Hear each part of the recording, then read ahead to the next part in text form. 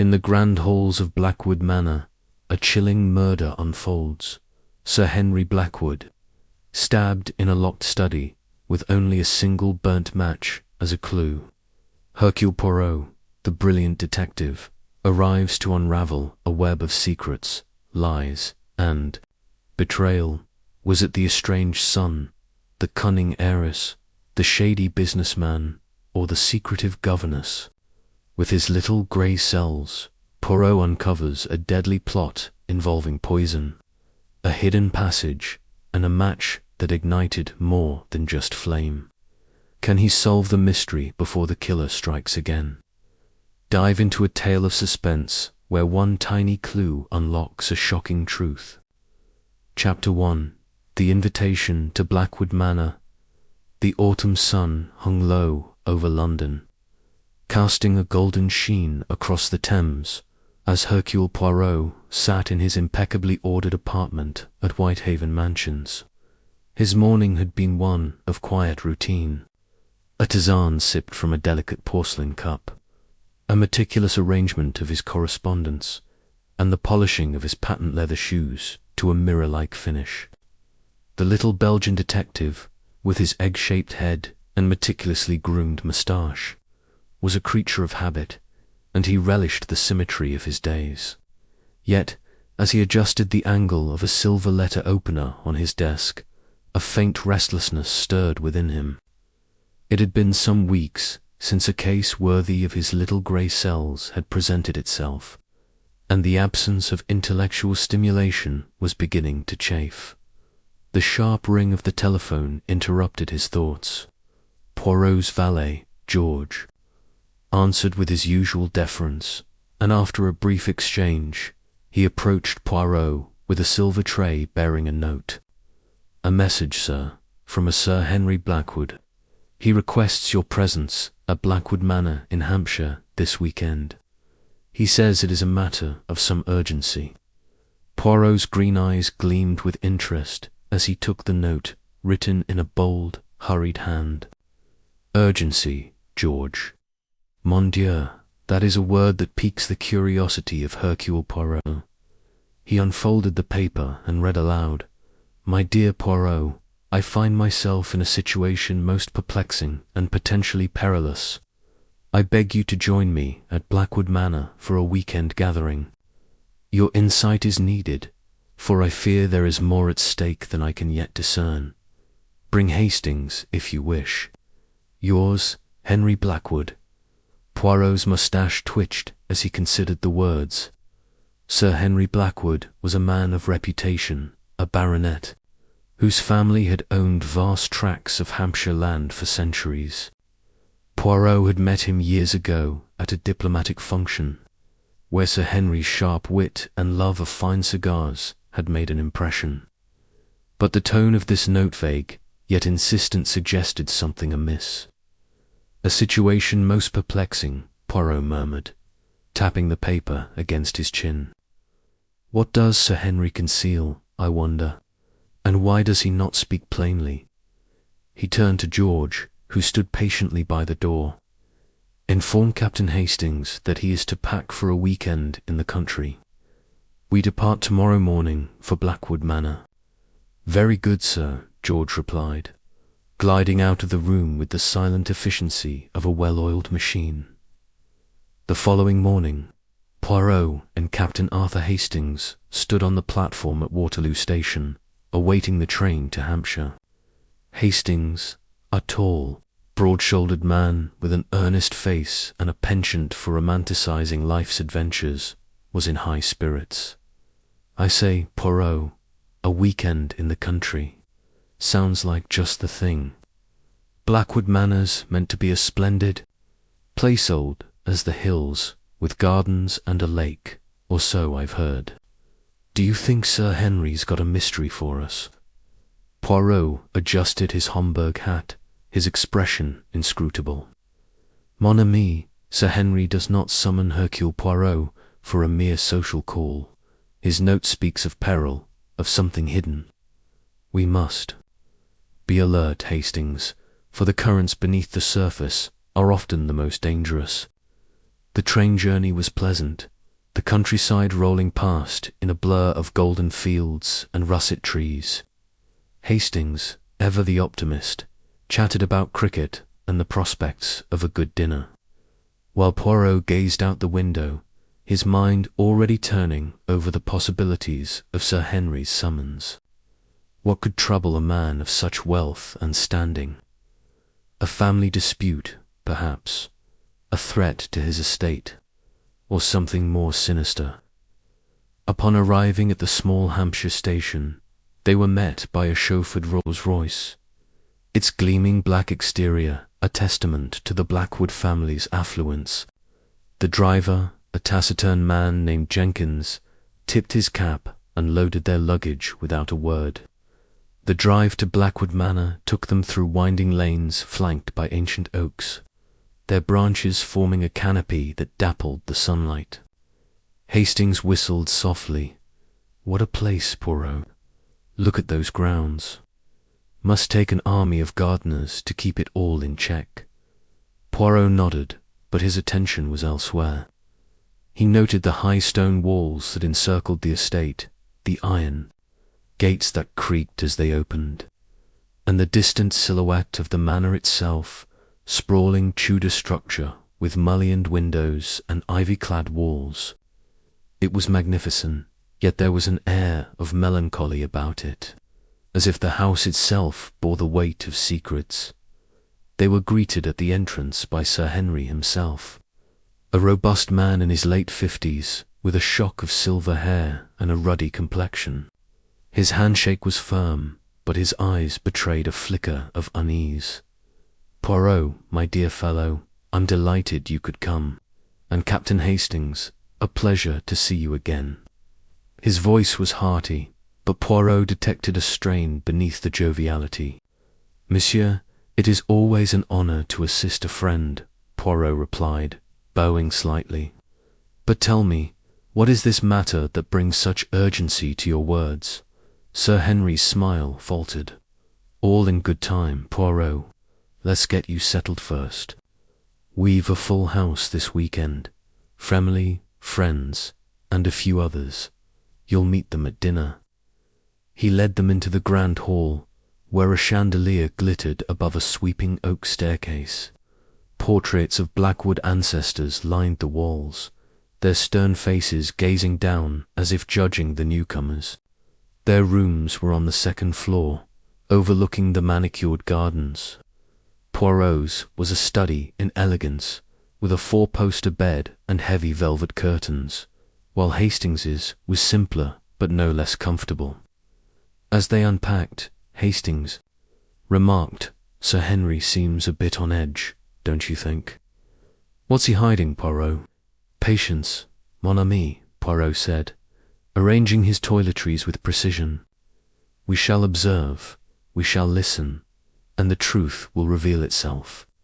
For now, we prepare for dinner, where I suspect we shall meet the players in this little drama." The dining room at Blackwood Manor was a spectacle of opulence, with a long mahogany table set for 12, silver candelabras casting a warm glow, and a massive fireplace roaring at one end. The guests were already assembling when Poirot and Hastings entered, and Poirot's sharp eyes took in each face, cataloguing details with the precision of a watchmaker.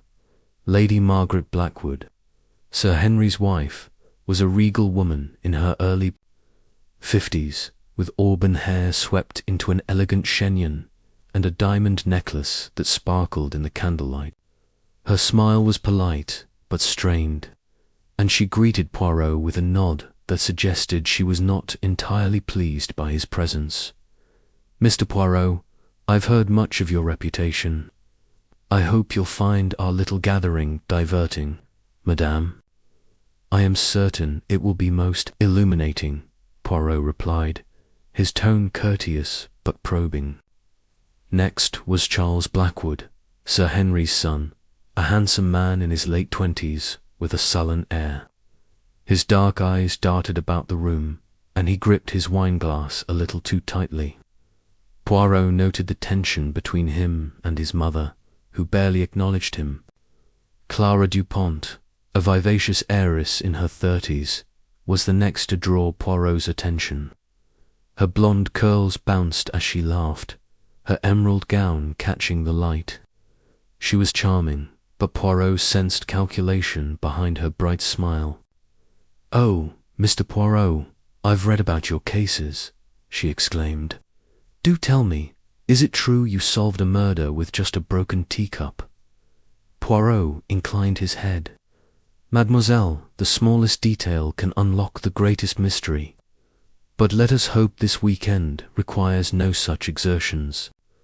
Mr. Reginald Thorne, a portly businessman with a florid face and a gold watch chain, was less effusive.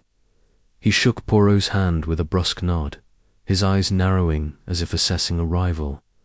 "Heard you're a detective, Poirot. Hope you're not here to stir up trouble." "Monsieur, I am here merely as a guest," Poirot said smoothly, though he noted Thorne's unease. The final guest was Miss Evelyn Grey, the governess to Sir Henry's young grandchildren, who were absent from the dinner. She was a slight woman in her late 20s, with pale skin and dark hair pulled into a severe bun. Her grey eyes met Poirot's briefly before she looked away, her hands clasped tightly in her lap. She said little, but Poirot sensed a quiet intensity about her, as if she were guarding a secret dot. As the meal progressed, roast pheasant, glazed vegetables, and a fine claret, Poirot observed the dynamics at the table. Charles argued with his father over a business venture, his voice rising until Lady Margaret silenced him with a sharp glance. Clara flirted shamelessly with Thorne, who seemed both flattered and wary. Miss Grey remained silent, her eyes flickering toward Sir Henry whenever he spoke. And Sir Henry himself seemed distracted, his laughter forced, his gaze often drifting to the darkened windows. It was then that Poirot noticed it, a faint, acrid smell. Meal. He leaned forward, sniffing discreetly. Smoke, but not from the fireplace or a cigarette. It was sharp, chemical, and gone as quickly as it had come. He glanced around the table, but no one else seemed to notice. His eyes narrowed. "Cest. Curio," he murmured to himself. After dinner, the guests retired to the drawing-room for coffee and brandy, but Sir Henry excused himself, claiming a headache. "I'll see you all in the morning," he said, his voice tight. Poirot watched him go, noting the slump of his shoulders, the way his hand lingered on the doorframe. Hastings leaned close. "Something's off, Poirot. Did you see how jumpy Sir Henry was?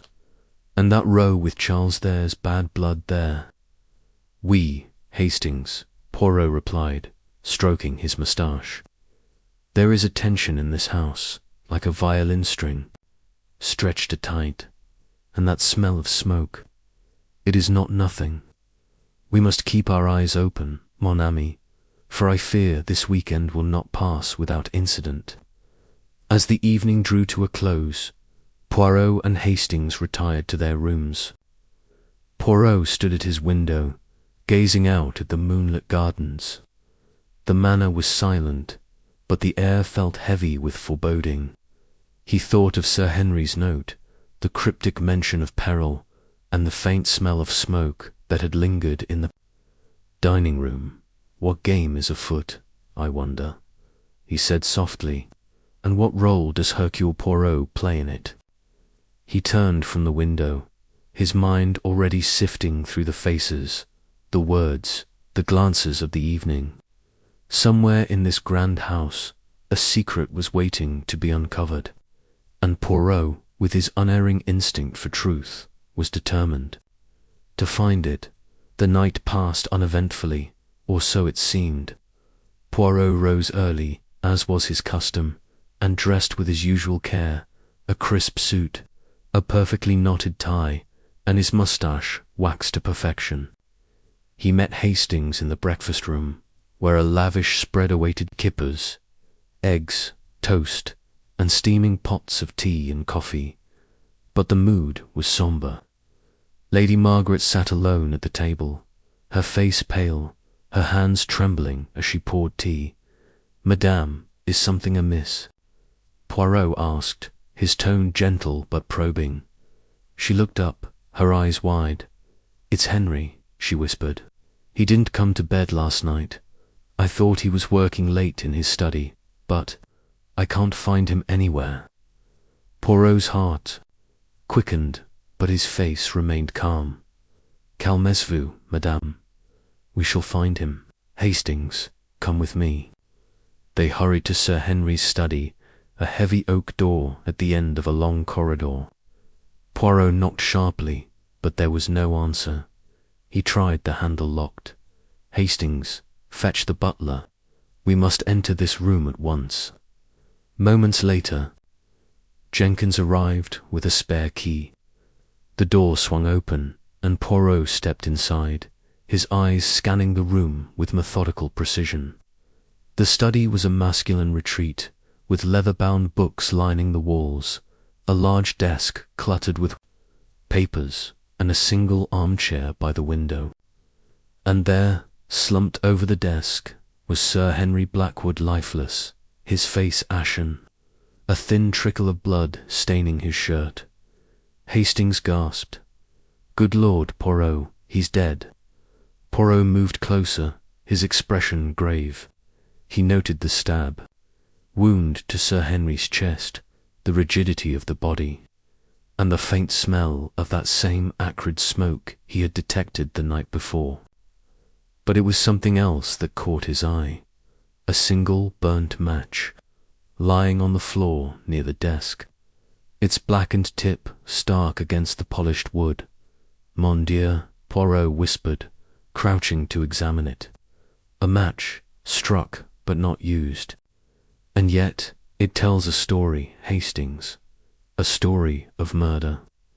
He straightened, his mind racing. The locked door, the solitary match, the chemical smell, this was no ordinary crime. Hercule Poirot, the greatest detective of his age, had been summoned to Blackwood Manor for a reason.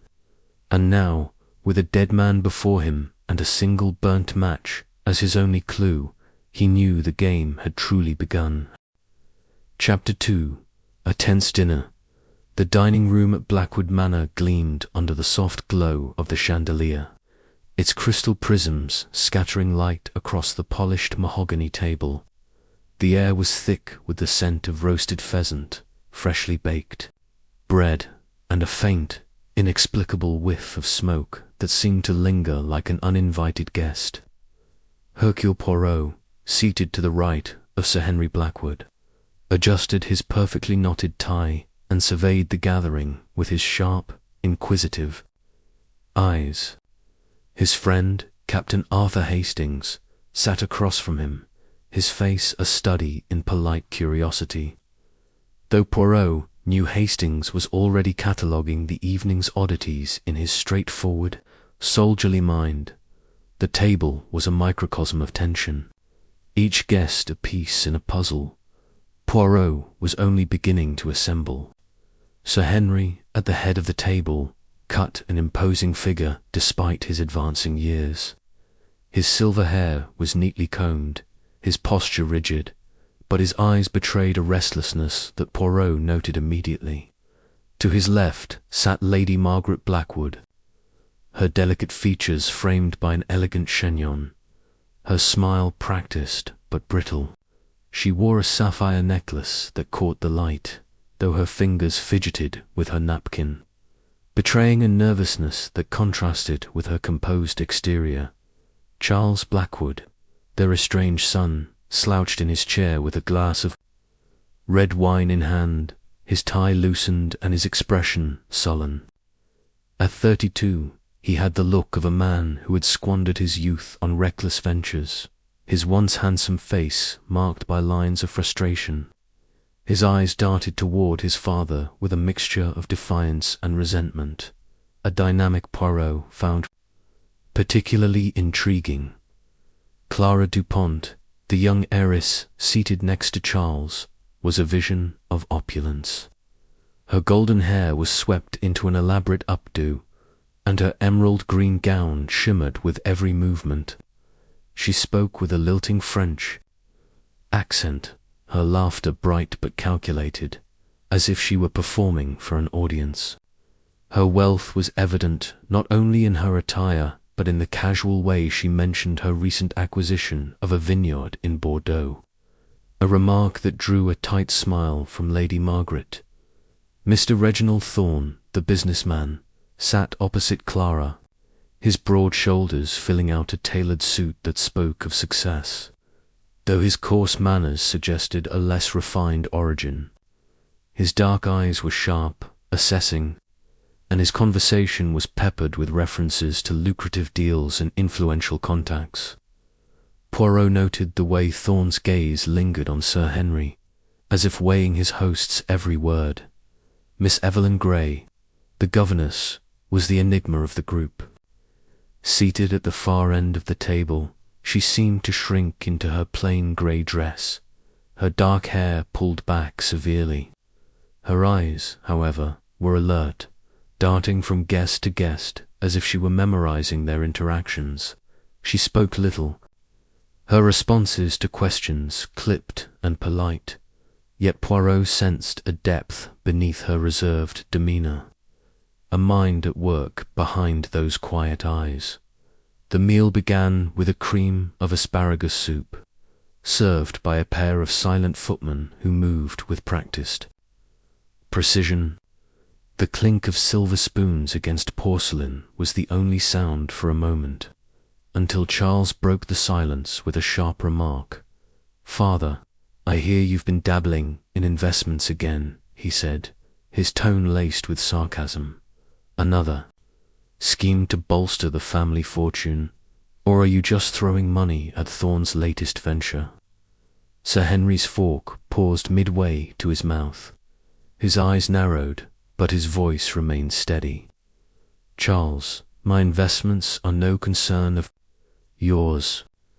You've made it clear you prefer to manage your own affairs poorly, I might add." The table fell silent, the tension palpable. Lady Margaret's hand tightened around her napkin, and Clara's smile faltered, though her eyes gleamed with interest. Thorne cleared his throat, his voice booming as he attempted to diffuse the moment. Now, Blackwood, let's not bore our guests with family squabbles," Thorne said, flashing a grin that didn't reach his eyes. "I was just telling Miss Dupont about a deal I'm closing in London, a steelworks prime for expansion. Sir Henry's been kind enough to consider a stake in it." "Indeed," Sir Henry said, his tone clipped, "though I prefer to review the details thoroughly before committing. Trust is earned, Mr. Thorne, not assumed." Poirot's lips twitched in a faint smile. Sir Henry's words were polite, but the underlying warning was clear. Thorne's smile tightened, and he took a long sip of wine, his fingers drumming on the table. Clara seized the opportunity to shift the conversation. "Oh, Sir Henry, you must tell us about this manor. It's simply divine. I was admiring the tapestries in the hall earlier, so medieval, yet so well preserved. Have you always lived here?" Lady Margaret answered before her husband could. "The Blackwood family has owned this estate for 3 centuries, she said, her voice carrying a note of pride. "It's a responsibility as much as a privilege. We've worked hard to maintain its legacy. Some of us more than others," Charles muttered, earning a sharp glance from his mother. Poirot leaned forward slightly, his voice soft but commanding attention. "Madame, the history of such a place must be fascinating. Are there, perhaps, stories of the manor that are less well known? Secrets, one might say, hidden in its walls?"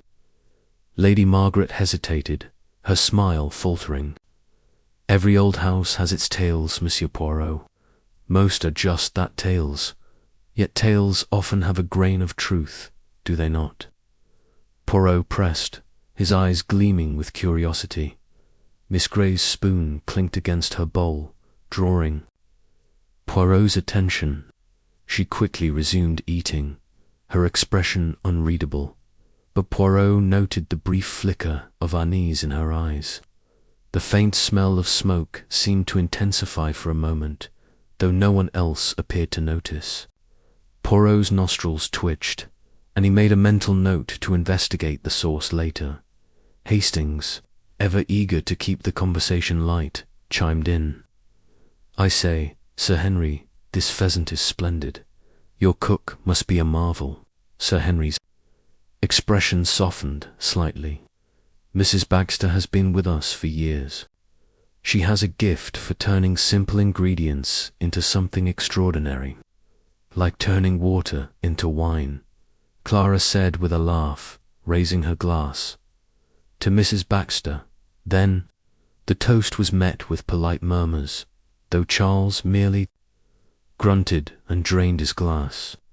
The footman cleared the soup course and brought out the main dish, roasted pheasant with a chestnut stuffing, accompanied by glazed carrots and potatoes au gratin. The aroma was rich, but the faint smoky scent persisted, nagging at Poirot's senses. As the meal progressed, the conversation fragmented. Clara regaled Hastings with tales of her travels in Paris, her voice animated as she described the latest fashions. Thorn and Sir Henry discussed business in low tones, their words guarded but intense. Lady Margaret spoke quietly with Miss Grey about the children's lessons, though the governess's responses were brief, her attention seemingly elsewhere. Poirot, ever observant, noted the small details, the way Charles's hand trembled slightly as he poured another glass of wine, the way Thorn's eyes flicked towards Sir Henry's untouched dessert plate, the way Miss Grey's fingers lingered on her fork as if she were gripping it too tightly. The atmosphere was a tapestry of unspoken grievances, woven with threads of ambition, resentment, and fear. "Tell me, Monsieur Thorn," Poirot said, his voice cutting through the murmur of conversation, "your business ventures, they require a certain audacity, do they not? A willingness to take risks that others might shy away from." Thorn's smile was tight, his eyes narrowing slightly. "Business is about calculated risks, Monsieur Poirot. You weigh the odds, you make your move. Hesitation is the enemy of profit." "And yet," Poirot said, tilting his head, "sometimes hesitation is the mark of wisdom. To act too quickly, without all the facts, can lead to misfortune." The table fell silent again, the weight of Poirot's words hanging in the air. Sir Henry's jaw tightened, and he set down his fork with a deliberate motion. "Wise words, Monsieur Poirot. If only all my associates shared your caution." The remark was clearly aimed at Thorn, who flushed but said nothing. Clara, sensing the tension, laughed lightly.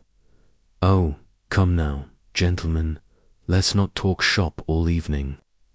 Monsieur Poirot, you must tell us about one of your famous cases. I'm sure you've solved mysteries far more thrilling than our little dinner dramas." Poirot's moustache twitched, and he inclined his head. "Mademoiselle, the dramas of a dinner table can be as revealing as any crime scene. The human heart, it speaks in glances, in silences, in the choice of one word over another. Tonight, I observe much, but I say little for now." Clara's laughter was a touch too bright, and Hastings shot Poirot a curious glance. The detective's cryptic remark had not gone unnoticed, and the guests shifted uncomfortably in their seats. The faint smell of smoke seemed to linger, though Poirot could not pinpoint its source. He glanced at the fireplace, cold and unlit, and then at the candles on the table, their flames steady and smokeless.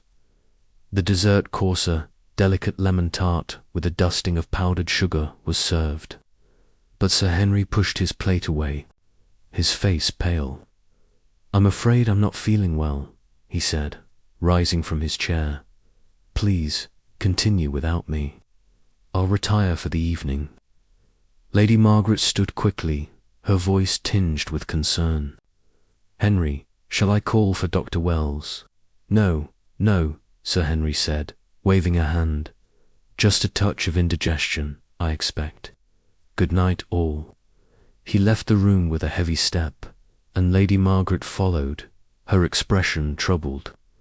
The remaining guests exchanged glances, the atmosphere now openly strained. Charles muttered something under his breath and reached for the decanter, while Clara's smile seemed forced as she turned to Hastings. Well, Captain, it seems our host has left us to our own devices, she said. Shall we adjourn to the drawing-room for coffee? Hastings nodded, ever the gentleman, and the party began to disperse. Poirot lingered at the table, his eyes scanning the room. The faint, smoky scent was still there, elusive but persistent.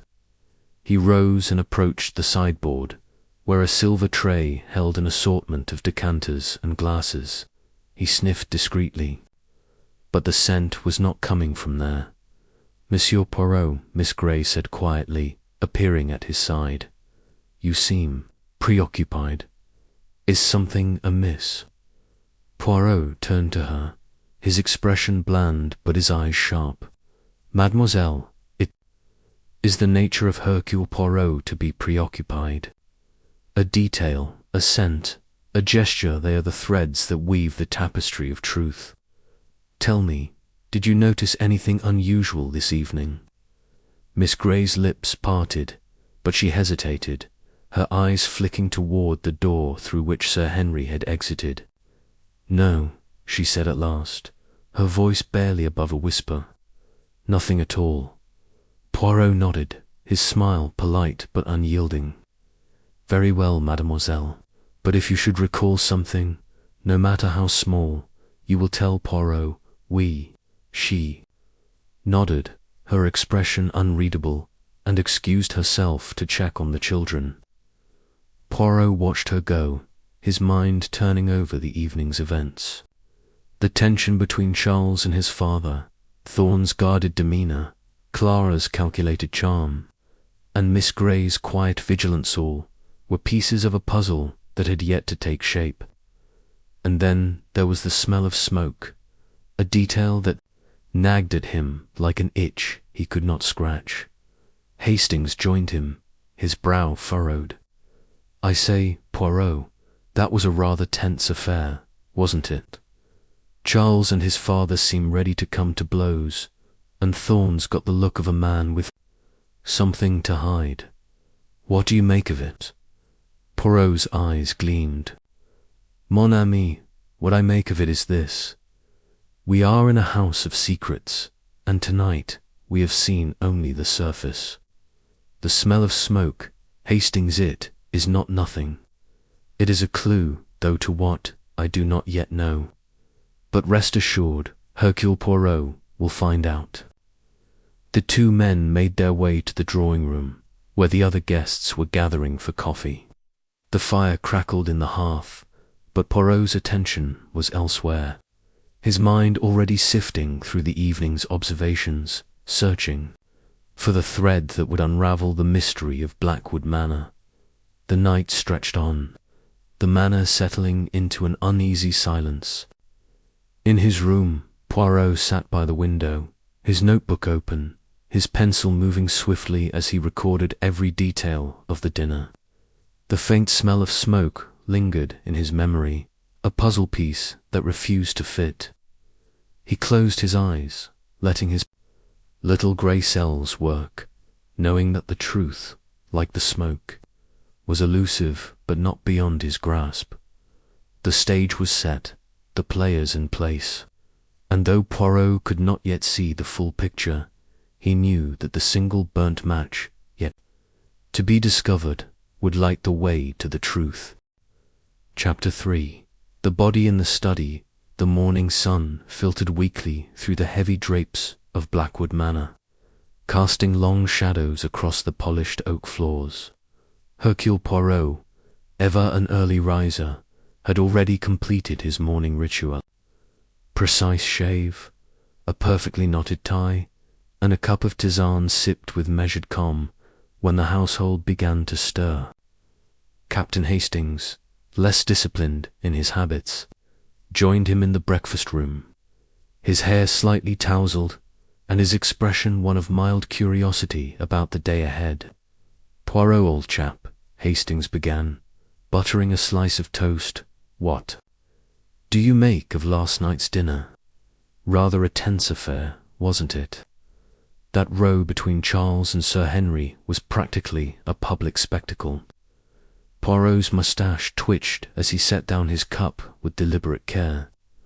Mon ami, tension is the undercurrent of many a gathering, but last night's was, how you say, a symphony of discord. Each guest played their part, and yet I suspect the true notes of their motives remain hidden. The smell of smoke, for instance, did you not find it curious? Smoke. Hastings frowned. His toast paused halfway to his mouth. "Can't say I noticed. Probably just the fireplace. No, perhaps," Poirot murmured, though his eyes gleamed with skepticism. But a fireplace does not burn without purpose, and the dining room had no such fire lit. "Then there is something more, Hastings. Always there is something more." Their conversation was interrupted by a piercing scream that echoed through the manor, sharp and raw, as though torn from someone's soul. Hastings dropped his toast, and Poirot's head snapped toward the sound, his composure unshaken but his senses alert. The scream had come from the direction of the west wing, where Sir Henry's study was located. "Vite, Hastings," Poirot commanded, already moving with surprising agility for a man of his stature. Hastings scrambled to follow, nearly knocking over a chair in his haste. The corridors of Blackwood Manor seemed to stretch endlessly, their walls adorned with stern portraits of Blackwood ancestors, whose eyes seemed to follow the two men as they hurried toward the source of the disturbance. They reached the study door, a heavy oak panel carved with intricate patterns, to find a small crowd already gathered. Lady Margaret stood frozen, her face ashen, one hand clutching the door frame as though it were the only thing keeping her upright. Beside her, the butler, Mr. Grayson, looked equally shaken, his usual stoic demeanour cracked like thin ice. Clara Dupont hovered nearby, her silk robe fluttering as she wrung her hands, while Charles Blackwood stood at the edge of the group, his expression unreadable but his fists clenched at his sides. "What has happened?" Poirot demanded, his voice cutting through the murmurs like a blade. Lady Margaret turned to him, her eyes wide with horror. "It's Henry," she whispered, her voice breaking. He's dead." Poirot's gaze sharpened, and he stepped forward, gently but firmly moving Lady Margaret aside to enter the study. Hastings followed, his heart pounding as he braced himself for what lay within. The study was a room of understated grandeur, its walls lined with bookshelves that reached the ceiling, filled with leather-bound volumes that spoke of Sir Henry's intellectual pursuits. A large mahogany desk dominated the centre, its surface cluttered with papers, an inkwell, and a silver letter opener that gleamed faintly in the morning light. Behind the desk, in a her-backed leather chair, sat Sir Henry Blackwood. What remained of him, Sir Henry's body was slumped forward, his head resting on the desk as though he had simply fallen asleep while working. But the dark stain spreading across his shirt, centered over his heart, told a different story. A dagger, its handle ornate but stained with blood, protruded from his chest, the blade buried deep. His eyes, once sharp and commanding, stared blankly at the desk, their light extinguished. Hastings let out a low whistle, his face pulling. "Good Lord, Poirot." Stabbed, right through the heart. Who could have done this? Poirot said nothing at first, his eyes sweeping the room with methodical precision. He noted the bolted windows, their latches secure, the heavy drapes undisturbed.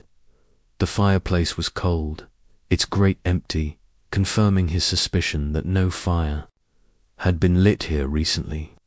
The door, through which they had entered, had been locked, according to Lady Margaret, until Mr. Grayson had forced it open after her scream. And then Poirot's gaze fell upon a single, curious detail: a burnt match, lying on the polished floor near the desk, its blackened tip stark against the wood. It was an anomaly in the otherwise immaculate room, a tiny clue that seemed to whisper of secrets untold. "Curio," Poirot murmured, bending down to examine the match without touching it. A match burnt, but for what purpose? There is no candle, no lamp, no fire. And Sir Henry, he was not a smoker.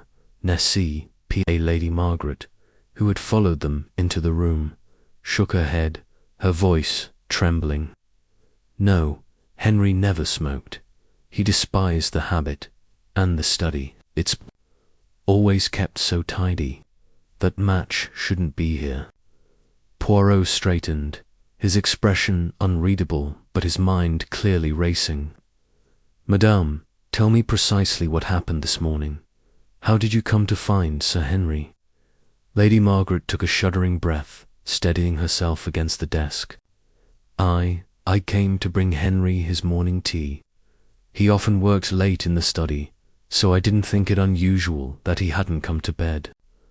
The door was locked, as it always is when he's working. I knocked, but there was no answer. I called out, and still nothing. I grew worried, so I sent for Mr. Grayson. He has a spare key, you see. When we opened the door, her voice broke, and she covered her mouth with a trembling hand. Mr. Grayson, recovering some of his composure, stepped forward. "It's as her ladyship says, Mr. Poirot. I unlocked the door, and we found Sir Henry just as you see him now. I sent one of the maids to fetch the police at once." Poirot nodded, his eyes flicking back to the body. "And the key, where is it now?" "In Sir Henry's pocket," Sir Grayson replied. "I checked, thinking perhaps it had been misplaced, but it was right there, in his waistcoat." "Bon," Poirot said softly, though his tone suggested he was far from satisfied. He turned to the assembled group, his gaze piercing. "No one is to touch anything in this room until the police arrive. Hastings, remain here and ensure this. If so, I must examine the scene further." Hastings nodded, though he looked uneasy at the prospect of standing guard over a corpse. Poirot, meanwhile, began a meticulous inspection of the study, his movements deliberate and unhurried. He examined the dagger, noting its ornate handle and the lack of fingerprints on its polished surface, a detail that suggested the killer had been careful. He checked the desk, finding nothing out of place save for a few scattered papers, none of which seemed immediately significant. The windows, as he had observed, were securely bolted from the inside, their frames showing no signs of tampering, but it was the burnt match that held his attention longest. He crouched again, studying it from every angle, his fingers hovering just above it as though he could coax its secrets from the air. "Why are you here, Pettybatten?" he murmured. "What story do you tell?" The sound of heavy footsteps in the corridor announced the arrival of Inspector Japp, a familiar figure to Poirot and Hastings. Japp, a stocky man with a bulldog-like demeanour, strode into the room, his eyes narrowing as he took in the scene. Chapter 4. The locked room puzzled. The morning sun filtered through the heavy velvet curtains of Blackwood Manor, casting a soft, golden glow across the polished mahogany floors. The air, however, was thick with dread, as though the very walls of the grand estate sensed the tragedy that had unfolded within them. Hercule Poirot stood at the threshold of Sir Henry Blackwood's study, his sharp eyes surveying the scene with the precision of a watchmaker examining a delicate mechanism. The room was a picture of order, save for the grim centerpiece. Sir Henry's lifeless body slumped over his desk, a single stab wound piercing his heart. Beside the desk, on the polished oak floor, lay a solitary burnt match, its blackened tip stark against the gleaming wood. The incongruity of that match, in a room otherwise pristine, gnawed at Poirot's meticulous mind. Captain Arthur Hastings, ever the loyal companion, hovered at Poirot's side, his face pale and his brow furrowed with unease. "Ghastly business, Poirot," he muttered, his voice barely above a whisper.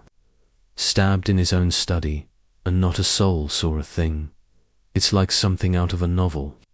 Poirot's moustache twitched slightly, a subtle sign of his amusement at Hastings' penchant for the dramatic. "A novel, perhaps, mon ami, but one written with a careless hand. The truth, it is always there, hidden in the details. And this match, cest Torio, why is it here? What purpose did it serve?" Before Hastings could respond, the heavy tread of boots announced the arrival of Inspector Japp of Scotland Yard. The inspector, a wiry man with a perpetually sceptical expression, strode into the room, his eyes darting from the body to Poirot. Well, if it isn't Hercule Poirot," Japp said, his tone a mix of respect and exasperation. "Fancy you being here, poking your nose into my case already." "Not poking," Inspector Poirot replied smoothly, his voice calm and measured, "merely observing. The little grey cells, they demand exercise, and this is a puzzle most intriguing." Japp grunted, adjusting his hat as he surveyed the room. "A puzzle, right enough. A proper locked-room mystery, this is. Windows bolted from the inside, door locked, and the only key found in Sir Henry's pocket. No one could have got in or out, yet here we are with a dead man and a knife in his chest. Care to explain that, Poirot?" Poirot's eyes gleamed with the challenge. "Explanation will come, Inspector, but first we must gather the facts. Tell me, what have your men discovered?" Japp gestured toward the body, where a constable was carefully examining the scene under the watchful eye of the manor's butler. "Mr. Grayson, not much yet," Japp admitted. "Sir Henry was found this morning by Grayson here, when he came to deliver the morning post. Door was locked, as I said, and Grayson had to use the spare key from the housekeeper's office to get in. No signs of a struggle, no footprints, no fingerprints on the knife, nothing but that blasted match on the floor." Poirot nodded, his gaze returning to the burnt match. He crouched beside it, careful not to disturb its position, and examined it closely. The match was ordinary in appearance, its wooden stem charred at one end, the head reduced to a blackened nub. Yet its presence was anything but ordinary. Sir Henry, as Poirot had learned from the household staff, was not a smoker, nor were there any candles or lamps in the study that required a match to light. The fireplace was cold, its grate untouched, and the electric lights overhead cast a steady glow, rendering a match unnecessary curio. Poirot murmured again, rising to his feet. "This match, it is not here by accident. It tells a story. But what story, I wonder?" Hastings, ever eager to contribute, leaned forward. "Perhaps the killer dropped it in a hurry, you know, after doing the deed." Poirot shook his head, his expression one of gentle reproach. "Nan, Hastings, a killer who takes such care to lock the room, to leave no trace of entry or exit, would not be so careless as to drop a match. No, this match was placed here, or left here, for a reason. We must discover that reason. Jap, who had been conferring with the constable, turned back to Poirot. Right, then. I've got my men questioning the staff and guests, but I'd wager you've already got some theories cooking in that head of yours. Care to share? Poirot smiled faintly, his hands clasped behind his back as he began to pace the room, his polished shoes clicking softly on the floor. Theories, Inspector, are like the pieces of a jigsaw puzzle. One does not force them together before the picture is clear. But I will say this, the locked room, it is not so impenetrable as it seems. There is always a way, a method, a trick, and this matchet is the key to unlocking that trick. Jap raised an eyebrow, clearly unconvinced. A match. Come off it, Poirot. It's probably just rubbish someone forgot to sweep up. Rubbish does not lie so conveniently beside a murdered man, Poirot retorted. No, Inspector, this match is a clue, perhaps the only clue the killer could not remove. Now, let us speak with the household staff. They are the eyes and ears of this manor, and they may have seen or heard something they do not yet realize is significant. The trio moved to the drawing room, where the household staff had been gathered for questioning. The room was a stark contrast to the sombre study, its walls adorned with gilded portraits, and its furniture upholstered in rich burgundy. The staff stood in a nervous cluster, Grayson, the butler, with his impeccable posture and guarded expression, Mrs. Harrow, the housekeeper, wringing her hands in her apron, and two young maids, Jenny and Sarah, who kept their eyes downcast, clearly unnerved by the morning's events. Poirot began with Grayson, whose decades of service to the Blackwood family lent him an air of quiet authority. Monsieur Grayson, Poirot said, his tone polite but probing, you were the one to discover Sir Henry's body. Tell me, what was the state of the study when you entered? Grayson cleared his throat, his voice steady despite the gravity of the situation. It was just as you saw it, Mr. Poirot. Sir Henry was at his desk, slumped forward, with the knife in his chest. The door was locked, as I said, and I had to fetch the spare key from Mrs. Harrow's office.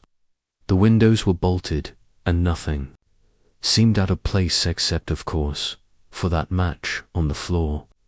And you are certain no one entered or left the study after Sir Henry retired last night? Poirot pressed. Grayson nodded firmly. Quite certain, sir. I was in the hall until midnight, overseeing the staff as they tidied up after dinner. No one approached the study door, and I locked the main doors of the manor myself before retiring. Poirot's eyes narrowed slightly. And the spare key, where is it kept? In my office, Mrs. Harrow interjected, her voice trembling slightly. It's kept in a locked box, and I'm the only one with the key to that box. I swear, Mr. Poirot, no one could have taken it without my knowing. Poirot nodded, his expression unreadable. And tell me, Madame Harrow, did you notice anything unusual last night? A sound, a shadow, anything out of the ordinary?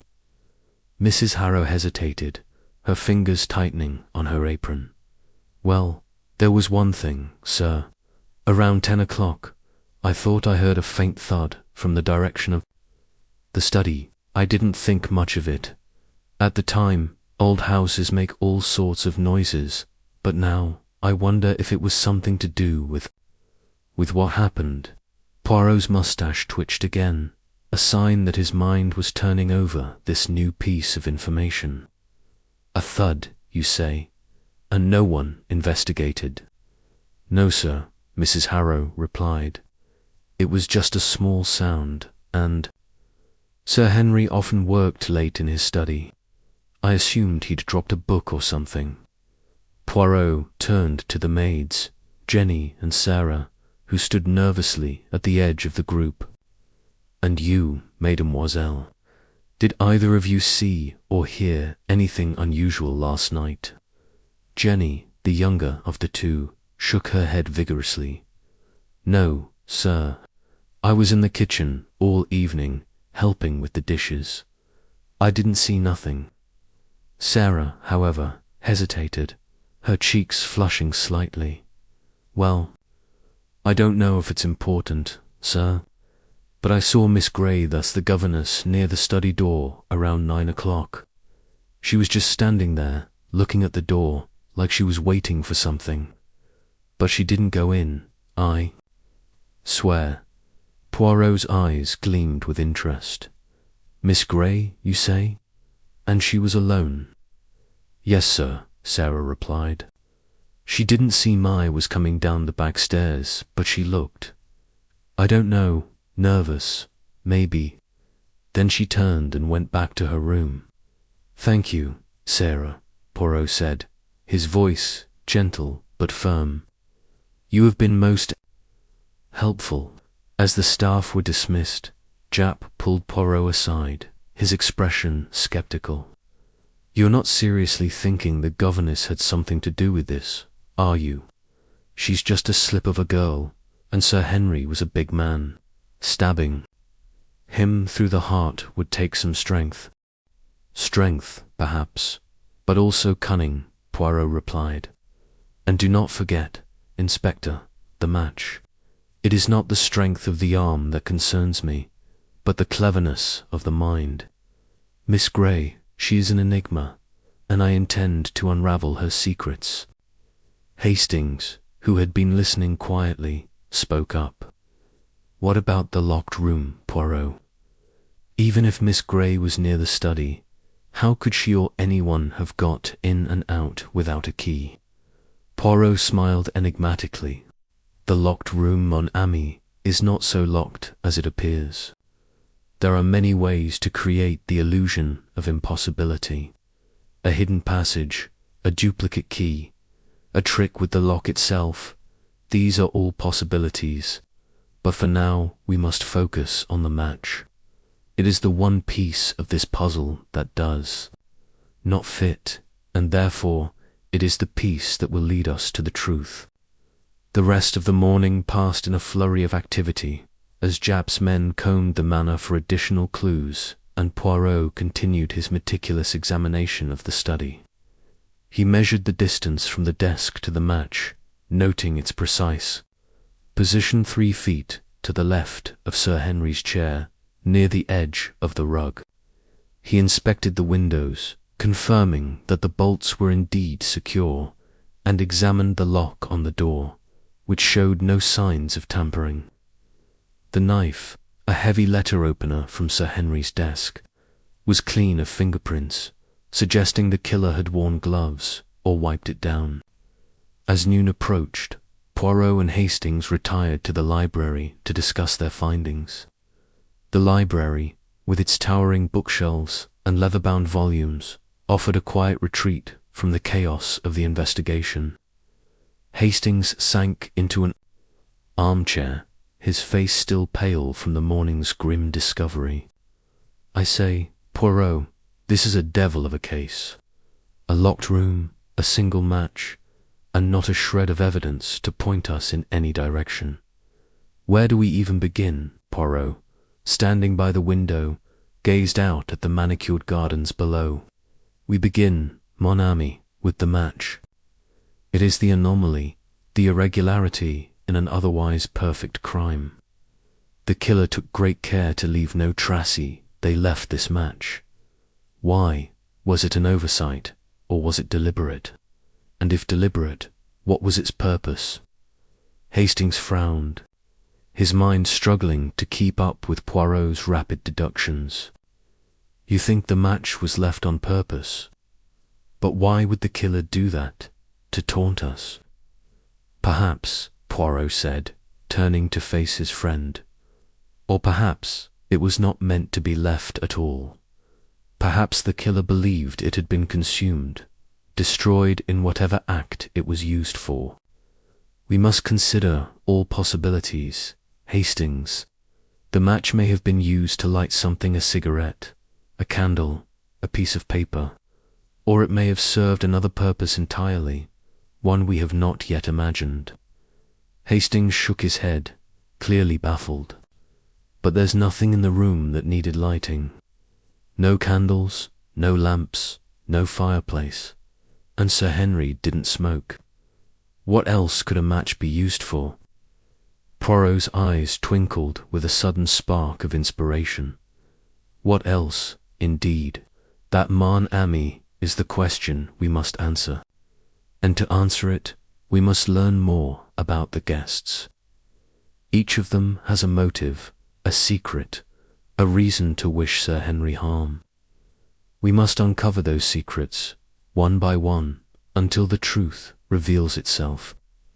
The afternoon was spent interviewing the guests who had been confined to the drawing room under Japp's orders. Lady Margaret, Sir Henry's widow, was the first to be questioned. She sat rigidly on a chaise longue, her face pale but composed, her hands folded tightly in her lap. "I cannot believe this has happened," she said, her voice trembling with emotion.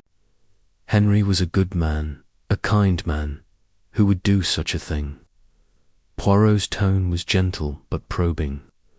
"Madame, I understand this is a difficult time, but I must ask, did Sir Henry have any enemies?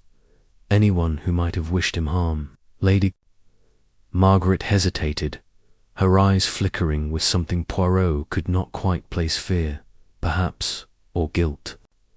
"Henry was a powerful man," she said at last. "Power always attracts envy, but enemies. No, I cannot think of anyone who would go so far as to do this." "And last night," Poirot continued, "after dinner, where were you?" "I retired to my room," Lady Margaret replied. "I was tired, and Henry was preoccupied. He often worked late in his study. I didn't see him again after dinner." Poirot nodded, his expression unreadable. "And the match, Madame, did you notice it in the study, or perhaps elsewhere in the manor?" Lady Margaret frowned, clearly puzzled. "A match? No. I don't recall seeing anything like that. Henry didn't smoke, and we have electric lights throughout the house." "Why do you ask?" "No reason, Madame," Poirot said smoothly. "Merely a detail. The next to be questioned was Charles Blackwood, Sir Henry's estranged son. Charles was a handsome man in his late 20s, with his father's strong jaw, but none of his composure. He paced the room like a caged animal, his eyes flashing with anger and grief. "This is absurd," he snapped when Poirot asked about his whereabouts. "You think I killed my own father? We had our differences, yes, but I'd never ever—" "Calm yourself, Monsieur Blackwood," Poirot said, raising a hand. "I accuse no one. I merely seek the truth. Where were you last night, after your argument with your father?" Charles stopped pacing, his shoulders slumping. "In my room, I was angry, I admit it. Father and we hadn't spoken in months before this weekend. He was going to cut me out of his will, you know. Said I was a disappointment. But I didn't kill him, I swear it." Poirot's eyes narrowed slightly. "And the match, monsieur? Did you see it, or perhaps use it?" Charles blinked, clearly thrown by the question. "Match? What match? I don't smoke, and neither did father. What's that got to do with anything?" Poirot did not reply, instead, turning to Clara Dupont, the heiress whose flamboyant demeanour had been subdued by the morning's events. Clara sat by the window, her expensive silk dress crumpled, her eyes red from crying. "I don't know what you want from me, Mr. Poirot," she said, her voice brittle. I was in my room, writing letters, when it happened. I didn't hear anything, didn't see anything. This is all so dreadful. And yet, Poirot said, his tone deceptively mild, you were heard arguing with Sir Henry earlier this week, were you not? Something about an investment he refused to make. Clara's eyes widened, then narrowed. That was nothing. A business disagreement, that's all. Henry was stubborn, but I respected him. I had no reason to hurt him. Poirot nodded, his gaze lingering on her for a moment before moving on to Mr. Reginald Thorne. The businessman was seated at a table, his hands folded calmly, though his eyes betrayed a flicker of unease. I was in the library all evening, Thorne said, before Poirot could ask. Reading, mostly. I didn't see Sir Henry after dinner, and I certainly didn't go near his study. And the match, Monsieur Thorne? Poirot asked, his voice sharp. Did you see it, or perhaps strike it? Thorne's composure faltered for a fraction of a second. A match? No, I don't recall anything like that. Why do you keep asking about a match?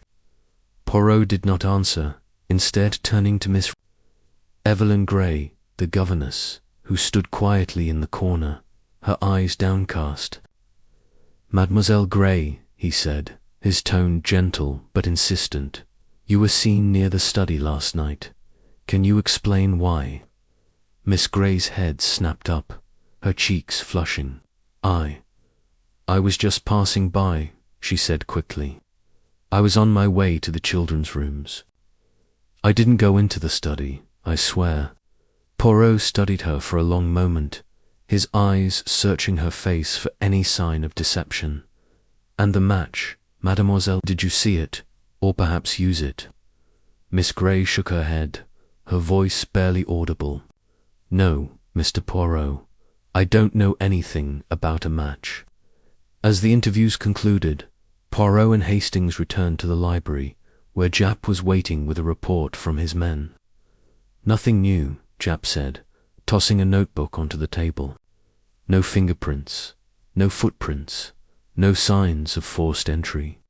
We've searched the grounds, nothing out of the ordinary. This case is a dead end, Poirot, unless you've got something up your sleeve. Poirot smiled faintly, his fingers tapping lightly on the arm of his chair. A dead end, Inspector. None. The case, it is only beginning. The match, it is the key. We must discover what it was used for, and why it was left behind. Until then, we are merely chasing shadows. The rest of the day passed in a blur of activity as Poirot continued to question the guests and staff, piecing together their movements and motives. The manor, once a place of warmth and hospitality, now felt like a labyrinth of secrets, each guest a potential suspect, each clue a thread in a tangled web. The burnt match remained at the forefront of Poirot's mind, its presence a constant reminder that the truth was within reach if only he could find the right thread to pull. As evening fell, Poirot stood once more in the study, alone with his thoughts. The room was silent now, the body removed, the blood cleaned from the desk. Only the match remained, preserved in a small evidence bag at Poirot's request. He held it up to the light, turning it slowly in his fingers, as if willing it to reveal its secrets. Mon petit ami, he murmured to the match, you have seen the truth. Now you must help Hercule Poirot to see it too. And with that, he returned the match to its bag and left the study, his mind already turning to the next step in unraveling the locked room puzzle. Chapter 5. Suspicions and alibis, the morning after Sir Henry Blackwood's murder. The air in Blackwood Manor hung heavy with suspicion. The grand estate, with its towering oaks and ivy-clad walls, seemed to close in on its inhabitants, as if the very stones whispered secrets. Hercule Poirot stood in the drawing-room, his small, precise figure a stark contrast to the opulence around him.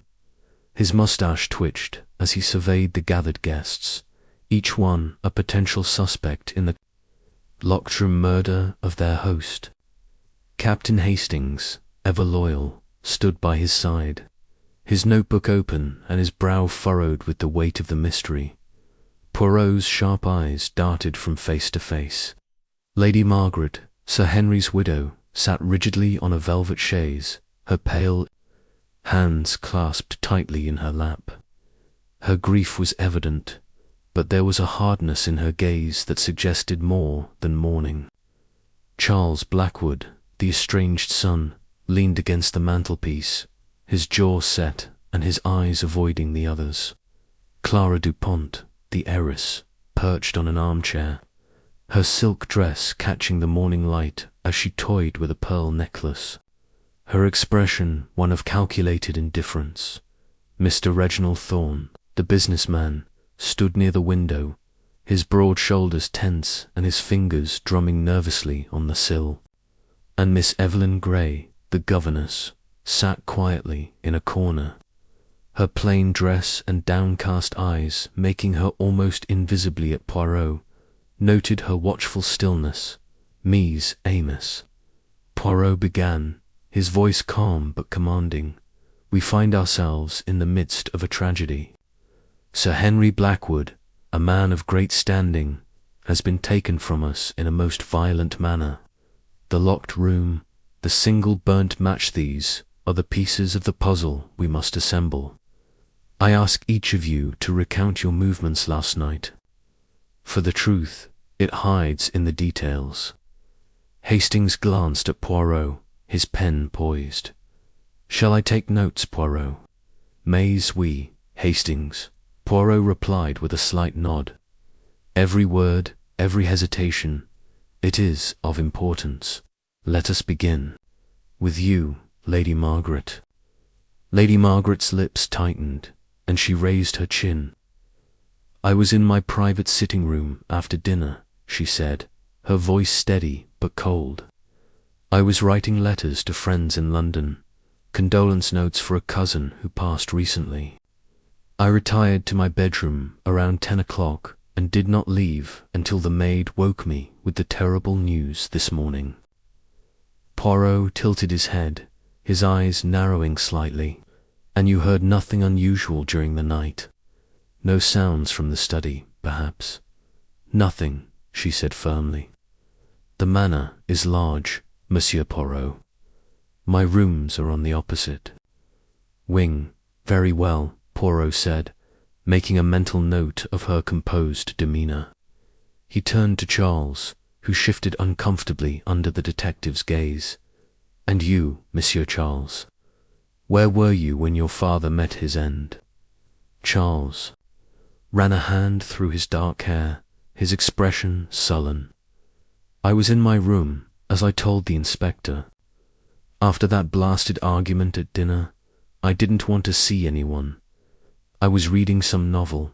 I don't even remember the title. I went to bed around 11 and didn't leave my room until morning. Poirot's moustache twitched. A novel. You say most interesting. And this argument with your father, it was about money, was it not? Charles's eyes flashed with anger. Yes, it was about money. He was always lording it over me, threatening to cut me off. But I didn't kill him, if that's what you're implying. I imply nothing, Poirot said smoothly. I seek only the truth. Tell me, did you notice anything unusual last night? A smell of smoke, perhaps? Charles frowned, caught off guard. Smoke? No, I didn't notice anything like that. Why? Do you ask? Poirot waved a hand dismissively. A detail, nothing more. Let us continue, Mademoiselle Dupont. Clara Dupont leaned forward, her green eyes sparkling with a mix of amusement and defiance. I was in my room, writing letters as well, she said, her French accent lending a musical quality to her words. I have many friends in Paris who... expect to hear from me. I retired early, perhaps 9:30, and saw no one until breakfast. Poirot's gaze lingered on her. You are most precise, mademoiselle. And these letters, they were of a personal nature. Clara smiled faintly. Very personal. I don't suppose you'd care to read them, Monsieur Poirot. Perhaps another time, Poirot said, his tone polite but firm. And the smell of smoke, did you notice it during dinner or afterward? Clara's smile faltered for a fraction of a second. Smoke? I don't recall anything like that. The dining room was stuffy, perhaps, but nothing unusual. Poirot nodded, his expression unreadable, and turned to Mr. Thorne. And you, monsieur, your movements, if you please. Thorne cleared his throat, his hands stilling on the windowsill. I was in the library after dinner, he said, his voice gruff. I had some business papers to review. Sir Henry and I were discussing a potential investment earlier in the evening, and I wanted to go over the figures.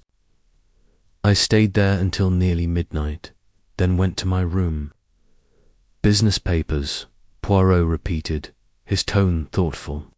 And this investment, it was of great importance to you. Thorne shrugged, but his eyes darted to the side. It was a possibility, nothing more. Sir Henry was cautious, as always. And the smoke, Poirot pressed. Did you notice it? Thorne hesitated, then shook his head. No, nothing like that. The library has its own fireplace, but it wasn't lit. Finally, Poirot turned to Miss Grey, who had remained silent throughout the questioning. Mademoiselle Grey, you have been most quiet. Where were you last night? Miss Grey's hands were folded neatly in her lap, but her knuckles were white. I was with the children, she said softly. They were restless after dinner, so I stayed with them until they fell asleep, around 10. Then I went to my room and read until I retired. The children, Poirot said, his voice gentle but probing. They are Sir Henry's grandchildren. Yes, and you are their governess. A position of trust. Did you hear or see anything unusual? Miss Grey's eyes met his briefly before dropping again. No, monsieur. The nursery is far from the study. I heard nothing. Poirot paused, letting the silence stretch. Hastings scribbled furiously, glancing up occasionally to gauge the mood in the room. The tension was palpable, each guest aware that their words were being weighed and measured by the diminutive detective. Very well, Poirot said at last, clasping his hands behind his back. Each of you has given an alibi, yet none is beyond question. The locked room, the burnt match, these are not accidents. Someone in this house knows more than they have said. I, Hercule Poirot, will find the truth, no matter how deeply it is hidden. Hastings leaned closer, lowering his voice. What do you make of it, Poirot? They all seem to have alibis. But that burnt match, it's so peculiar. Could the killer have dropped it by mistake? Poirot's eyes gleamed. Mon cher Hastings, you are quick to assume the match belongs to the killer. But what if it was placed deliberately? A clue, a distraction, or perhaps something more? Chemical. We must investigate further. The alibis, they are like a house, of cards, shaky and ready to collapse with the right push. The rest of the morning passed in a flurry of activity. Inspector Japp, who had arrived shortly after Poirot's questioning, took charge of the formal police investigation, bustling about with his constables and barking orders. Poirot, however, preferred to work in his own way, moving quietly through the manor, observing, listening, and piecing together the puzzle with his little grey cells. Hastings followed, eager to assist, but often bewildered by Poirot's methods. Poirot, Hastings said, as they walked down a corridor lined with ancestral portraits. "Do you really think one of them is lying? Their stories seem plausible enough." "Plausible, yes," Poirot replied, tapping his temple. "But the truth, Hastings, it is not always plausible. It is in the inconsistencies, the small details, that we find the cracks in their stories. Consider, for example, the matter of the burnt match. Why is it there? Sir Henry did not smoke, and there were no candles in the study. Yet a match was struck and left behind. This is not an accident." Hastings frowned, his mind racing. "You think it's significant then?" "Not. Just something dropped by mistake." Poirot stopped, turning to face his friend. "Mistake? Nan, Hastings. Hercule Poirot does not believe in such convenient mistakes. The match is a message, a clue, or perhaps a misdirection. We must learn its purpose." They continued to the library where Thorn claimed to have spent the evening.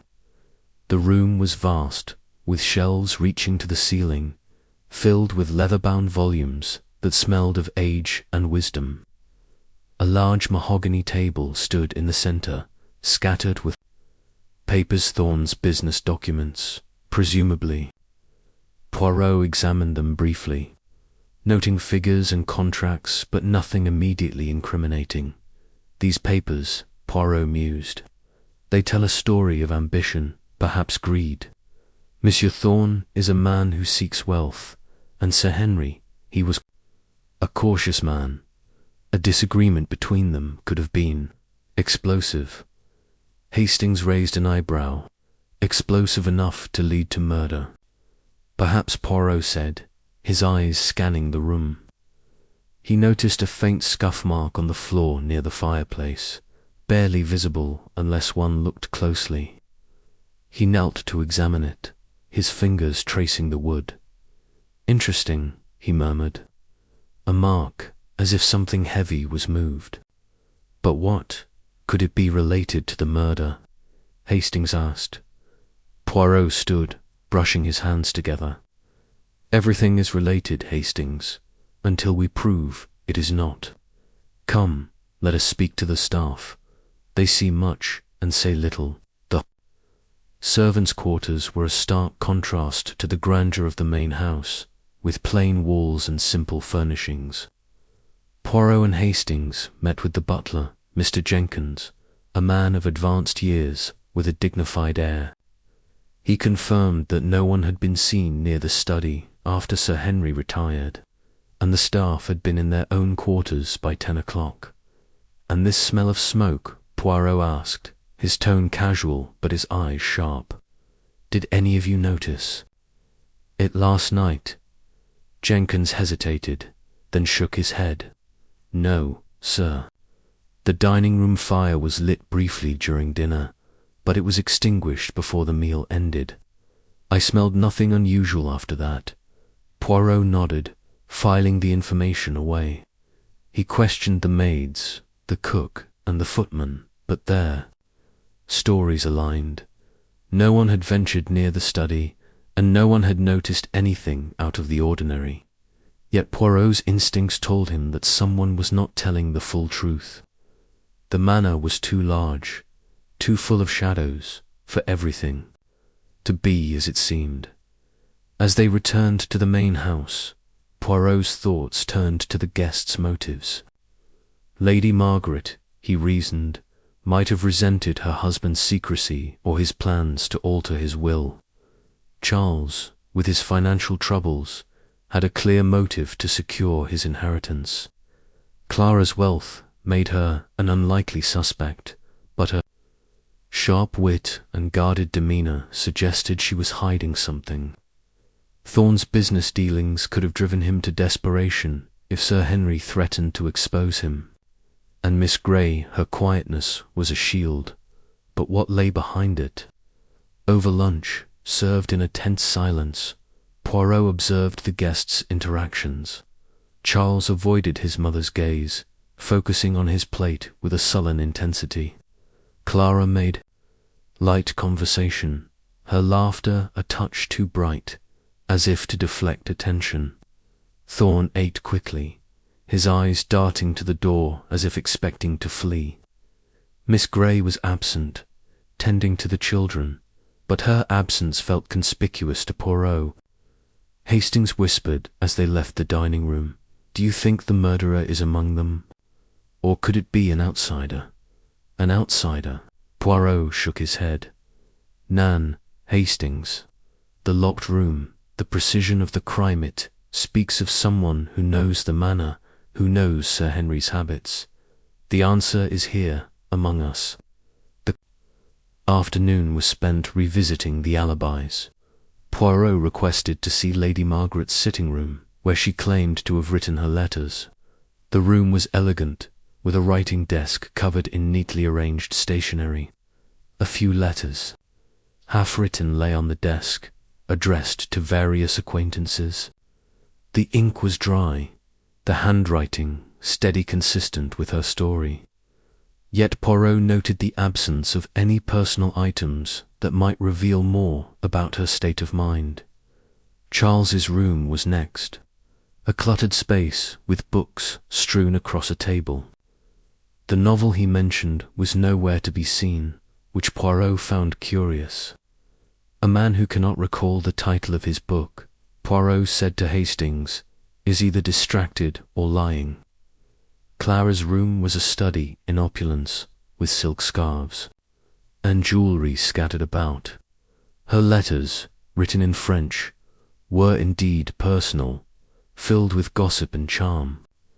Yet Poirot noticed a single sheet of paper tucked beneath a blotter, its edge slightly charred, as if it had been held too close to a flame.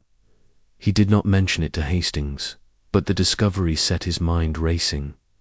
Thorn's room was orderly, his business papers neatly stacked. Poirot found nothing out of place, but the man's nervous demeanour during questioning lingered in his thoughts. Miss Grey's room, which they visited last, was sparse, with only a few books and a locked trunk. Poirot made a note to investigate the trunk further, suspecting it held secrets, as evening fell. Poirot and Hastings sat in the drawing-room, the fire casting long shadows on the walls. "What now, Poirot?" Hastings asked. "We've checked their alibis, but we're no closer to the truth." "Not so, Hastings," Poirot said, his eyes gleaming. "We have learned much. The alibis are fragile, the motives are many, and the burnt match is the key. Tomorrow we will examine it further, and we will speak to the chemist in the village. There is something chemical about this crime, I am certain." Hastings nodded, though his confusion was evident. "You think the match was used for something other than lighting a fire?"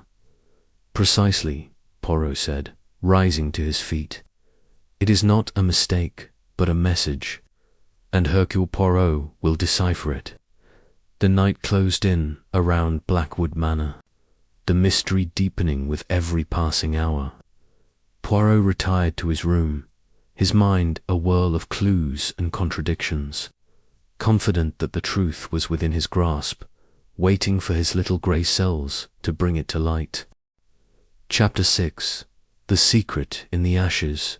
Hercule Poirot sat in the grand library of Blackwood Manor, his small, precise hands folded neatly in his lap, his eyes half closed as if in meditation. The room was a cavern of dark wood and leather-bound volumes, with tall windows letting in the weak morning light of the English countryside. A faint chill hung in the air, a reminder of the tragedy that had struck the household only hours before. Sir Henry Blackwood, the master of the manor, lay dead in his study, and the single burnt match found near his body gnawed at Poirot's orderly mind like a splinter dot. Captain Hastings, ever the faithful companion, paced near the fireplace, his brow furrowed. "I say, Poirot," he began, stopping to adjust his cufflinks. "That match is the key, isn't it? The killer must have dropped it in a panic. It's the only thing out of place in that blasted study." Poirot's eyes opened. Slowly, their sharp glint betraying the whirl of thought behind them. "Mon ami, you are quick to assume the match was dropped by accident. But Hercule Poirot does not assume. The match, it is deliberate, or it is nothing. A killer who stabs a man in a locked room does not leave clues unless they serve a purpose or betray a mistake." Hastings frowned, his honest face struggling to keep up with Poirot's cryptic logic. But what purpose could a burnt match have? Sir Henry didn't smoke, and there were no candles or lamps lit in the study. "It's dashed peculiar, if you ask me." "Peculiar, yes," Poirot murmured, rising from his chair with the grace of a cat. "And it is in the peculiar that we find the truth. Come, Hastings, let us examine this match more closely. It may whisper secrets to us yet." The two men made their way to the study, where Inspector Japp had reluctantly allowed Poirot to continue his investigation. The room was as it had been. Sir Henry's body had been removed, but the heavy oak desk, the bolted windows, and the locked door remained untouched. The faint scent of smoke lingered, though no fire had been lit. Poirot knelt beside the spot where the match had been found, near the edge of the Persian rug. With a gloved hand, he lifted the small, blackened stick, holding it to the light. "Is a common match," he observed, turning it carefully. "Wooden, with a sulphur tip, now charred. But there is something something unusual." He brought the match closer to his nose, inhaling delicately. A faint odor, not of sulphur, alone, but something chemical. Not tobacco, not wax, but something precise. Hastings leaned in, squinting. "Chemical, you say? Could it be some sort of poison? I read about a case once where a chap used a poisoned dart." Poirot waved a hand dismissively. Nan, Hastings. A dart is theatrical, crude. This match, it is subtle. It was struck, yes, but for what purpose? To light nothing, to burn nothing, or perhaps to ignite something we cannot yet see. He placed the match in a small envelope, tucking it into his waistcoat pocket. "We must send this to a chemist in London. There is a man, Dr. Whitmore, who owes Poirot a favour. He will tell us what secrets this match holds." The morning passed in a flurry of activity. Poirot dispatched a servant to deliver the match to Dr. Whitmore, with instructions for a thorough analysis. Meanwhile, he and Hastings turned their attention to the household. The guests, still reeling from the murder, had gathered in the drawing room, their faces a mix of grief, suspicion, and barely concealed unease. Lady Margaret, Sir Henry's widow, sat rigidly by the window, her pale hands clutching a handkerchief. Charles, the estranged son, lounged in an armchair, his expression sullen. Clara Dupont, the heiress, was whispering to Mr. Reginald Thorne. The businessman, while Miss Evelyn Grey, the governess, stood apart, her dark eyes fixed on the floor. Poirot entered the room with his usual flourish, his moustache impeccably groomed.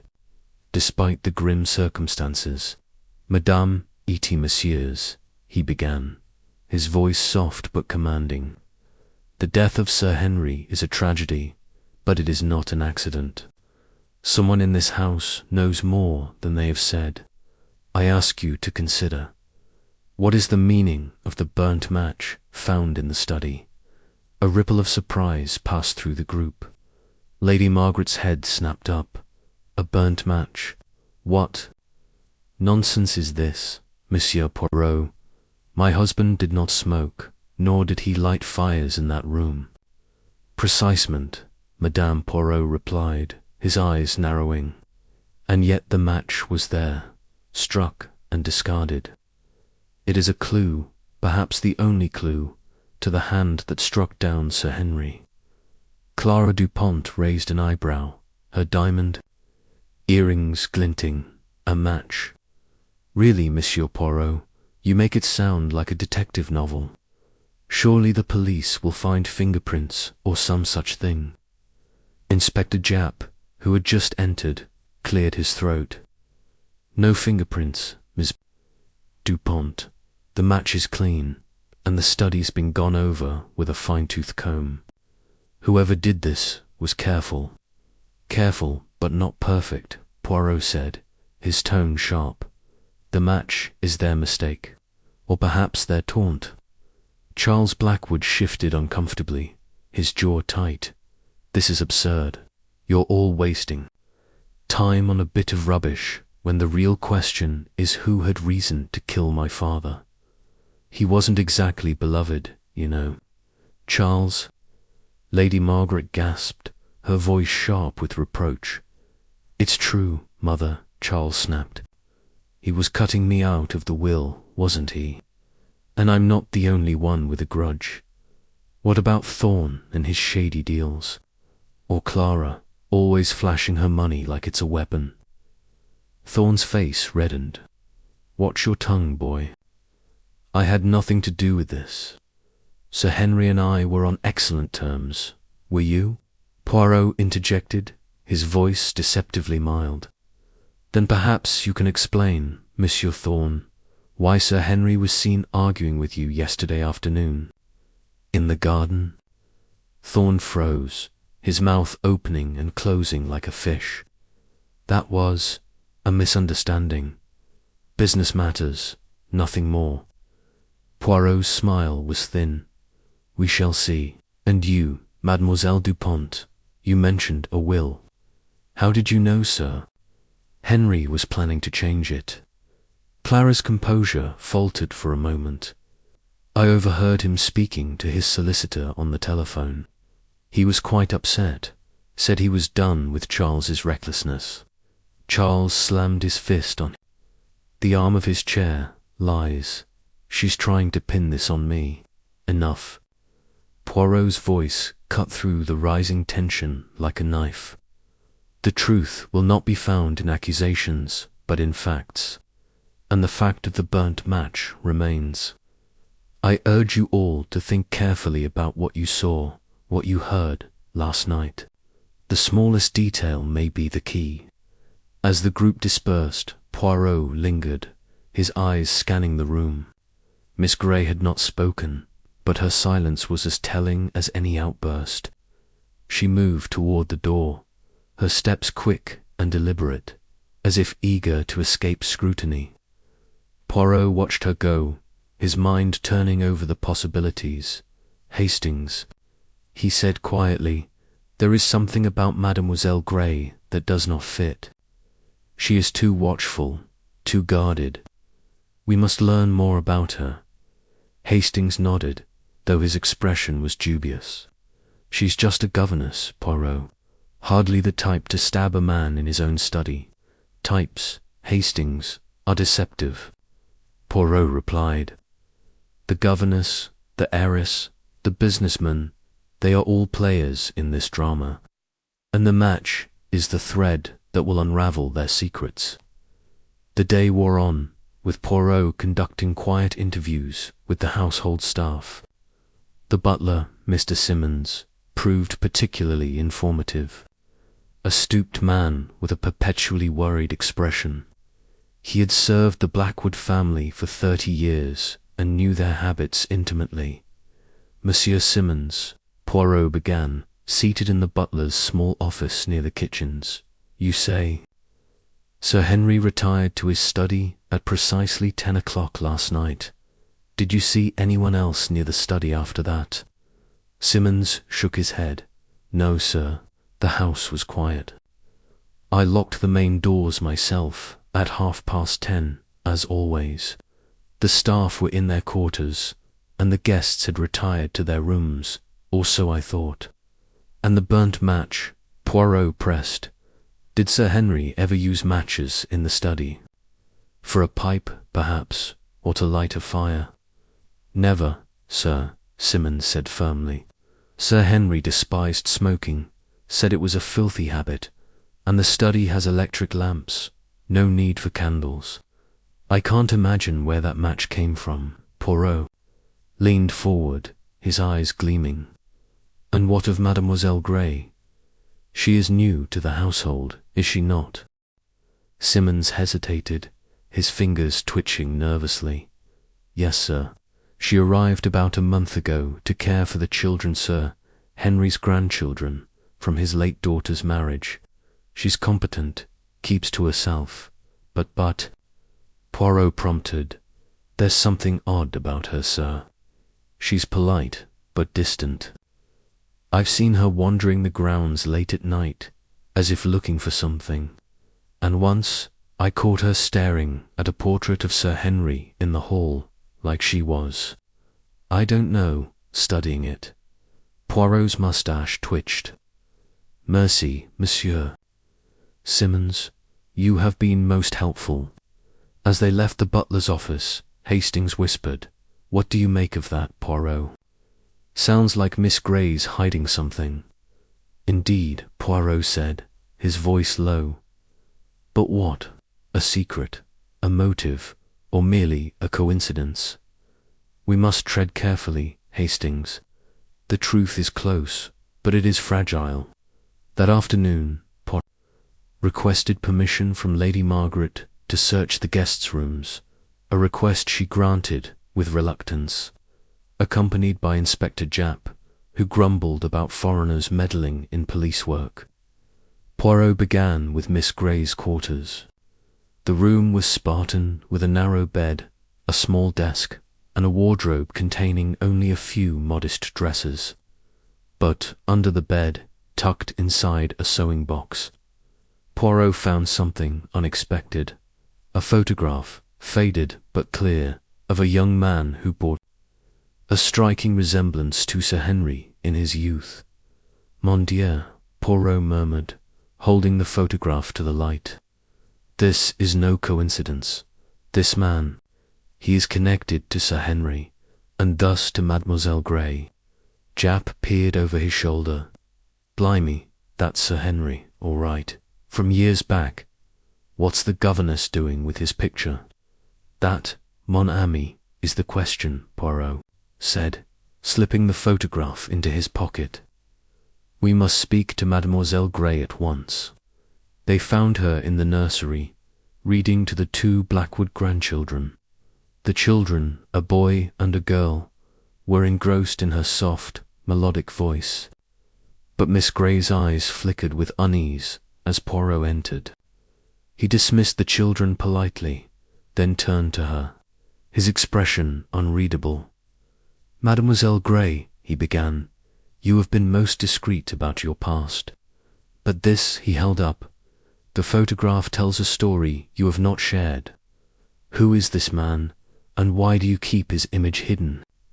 Miss Gray's face paled, her hands trembling slightly. It's a private matter, Monsieur Poirot. A family keepsake, nothing more. A keepsake of Sir Henry Blackwood. Poirot pressed, his voice gentle but insistent. You are new to this household, yet you carry a photograph of its master from his youth. This is no coincidence, mademoiselle. I ask you to be truthful. For a moment, it seemed she would refuse.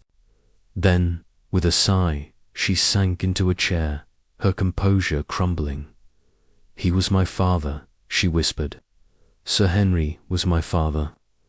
Hastings gasped, but Poirot remained impassive, though his eyes gleamed with satisfaction. Your father? Mademoiselle, and yet you came here as a governess, under a false name. Why? To know him, she said, her voice breaking. My mother was a seamstress in London years ago. She and Sir Henry. It was brief, and I was the result. He never acknowledged me, but he supported us quietly. When my mother died, I wanted to see him, to understand who he was. I took the position here under a different name. I didn't want his money or his title just to be near him. And the burnt match? Poirot asked, his tone sharp. Did you use it to destroy? Evidence of your presence in the study? No. Miss Grey's eyes widened. I swear I never went near the study. I loved him, Monsieur Poirot. I would never harm him. Poirot studied her for a long moment, his expression unreadable. We shall see, mademoiselle. The truth has a way of revealing itself.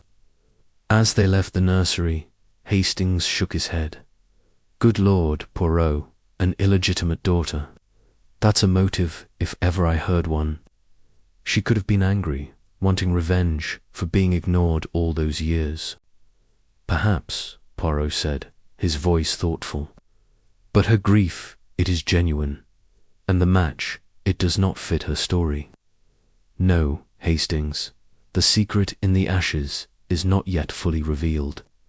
We must wait for Dr. Whitmore's report. The rest of the day was spent piecing together the alibis of the other guests. Clara Dupont claimed she had been writing letters in her room, but the maid reported seeing her in the hallway near the study around 10:30. Thorne insisted he had been in the library, but no one could confirm his presence. Charles's alibi was the weakest. He admitted to wandering the grounds after his argument with his father, but no one had seen him. As evening fell, a telegram arrived from Dr. Whitmore. Poirot read it quickly, his eyes narrowing. Mon Dieu, he murmured. The match, it is more than a clue, it is the weapon. Hastings blinked. The weapon. How can a match be a weapon? The residue on the match, Poirot explained, is a rare chemical, potassium chlorate, used in small doses to create a vapor that can induce heart failure.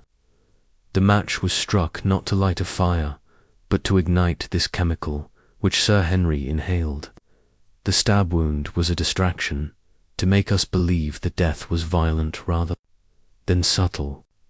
Good heavens, Hastings said, his voice awed. So the killer needed access to this chemical, and the knowledge to use it. That narrows it down, doesn't it? Oui, Poirot said, his mind racing. It narrows it to someone with intelligence, with access, and with a motive strong enough to risk such a method. We are close, Hastings, very close. That night, Poirot lay awake in his guest room, his little grey cells working furiously.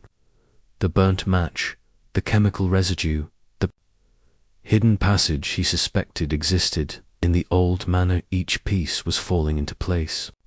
But one question remained. Who had the cunning to orchestrate such a crime, and why leave the match behind? Was it a mistake or a deliberate challenge to Poirot's intellect? As the clock struck midnight, Poirot smiled to himself. The secret in the ashes, he whispered, will burn the guilty one yet. The next morning, Poirot gathered the household in the drawing-room once more, his demeanour calm but resolute. Madame et messieurs, he began, the burnt match has spoken. It tells us not only how Sir Henry died, but who killed him. Tomorrow I shall reveal all. But for now, I ask you to reflect on your actions, your secrets, and the truth you cannot escape. The room fell silent, each guest avoiding the other's eyes. Miss Grey clutched her hands tightly. Clara's smile was forced, Thorne's face was pale, and Charles glared at the floor.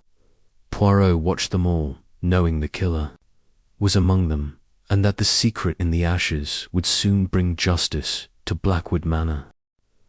Chapter 7. A Hidden Past. Hercule Poirot stood in the grand library of Blackwood Manor, his sharp eyes scanning the towering shelves of leather-bound books that lined the walls. The room was a testament to Sir Henry Blackwood's wealth and intellect, with volumes of history, philosophy, and literature stretching from floor to ceiling. A faint scent of old paper and polished wood hung in the air, mingling with the ever-present tension that had settled over the manor since the discovery of Sir Henry's body. The single burnt match, that curious and perplexing clue, remained at the forefront of Poirot's thoughts, a silent challenge to his little grey cells. Captain Hastings, ever the faithful companion, stood by the fireplace, his brow furrowed, as he watched Poirot pace slowly across the Persian rug. "I say, Poirot," Hastings began, his voice betraying a hint of impatience.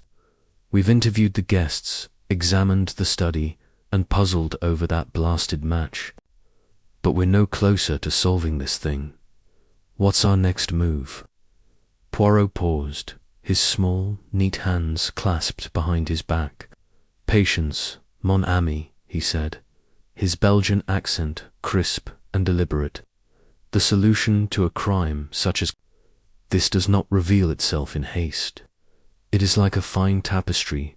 One must step back to see the pattern, and the pattern, I believe, begins to form around one person in particular." Hastings raised an eyebrow. "Who? Charlize? Clara? That shifty Thorn fellow?" Poirot's moustache twitched slightly, a sign that he was deep in thought. "All have their secrets, Hastings. But today we turn our attention to Mademoiselle Evelyn Grey, the governess. There is something in her manner, her reticence, that intrigues Hercule Poirot." Hastings frowned. "Miss Grey, she's quiet, I'll grant you, but she seems harmless enough. Just a governess looking after the children. Harmless." Poirot's green eyes gleamed with intensity. "No one, mon ami, is entirely harmless in a house where murder has been committed. Come, let us seek out the butler, Mr. Grayson. He has been with the Blackwood family for many years, and such men often know more than they say." The two men left the library and made their way through the labyrinthine corridors of Blackwood Manor. The house was a marvel of Georgian architecture, with high ceilings, ornate cornices, and portraits of stern-faced ancestors glaring down from the walls. Yet, beneath its grandeur, there was an undeniable sense of unease, as if the very stones of the manor knew of the crime committed within its walls. They found Mr. Grayson in the servants' hall, polishing a silver candelabrum with meticulous care. The butler was a tall, gaunt man in his late 50s, with a lined face and eyes that seemed to carry the weight of decades of service. He straightened as Poirot and Hastings approached, setting the candelabrum aside with a practiced motion. "Mr. Grayson," Poirot began, his tone polite but firm, "Hercule Poirot wishes to speak with you about Mademoiselle Evelyn Grey. She is a recent addition to the household, is she not?" Grayson nodded, his expression guarded. "Yes, sir. Miss Grey arrived at Blackwood Manor just over a month ago to serve as governess to Sir Henry's grandchildren. A quiet young lady, diligent in her duties." Poirot tilted his head, studying the butler closely. "And what do you know of her background, monsieur? From where does she come? Who recommended her for this position?" Grayson hesitated, his fingers brushing the edge of the candelabrum as if seeking reassurance in its familiar weight. "I'm afraid I know very little, Mr. Poirot. Miss Grey was hired directly by Sir Henry. He mentioned that she came highly recommended by a friend in London, but he did not share the details. She keeps to herself, mostly, spending her time with the children or in her room." Poirot's eyes narrowed slightly. "And you have observed nothing unusual about her?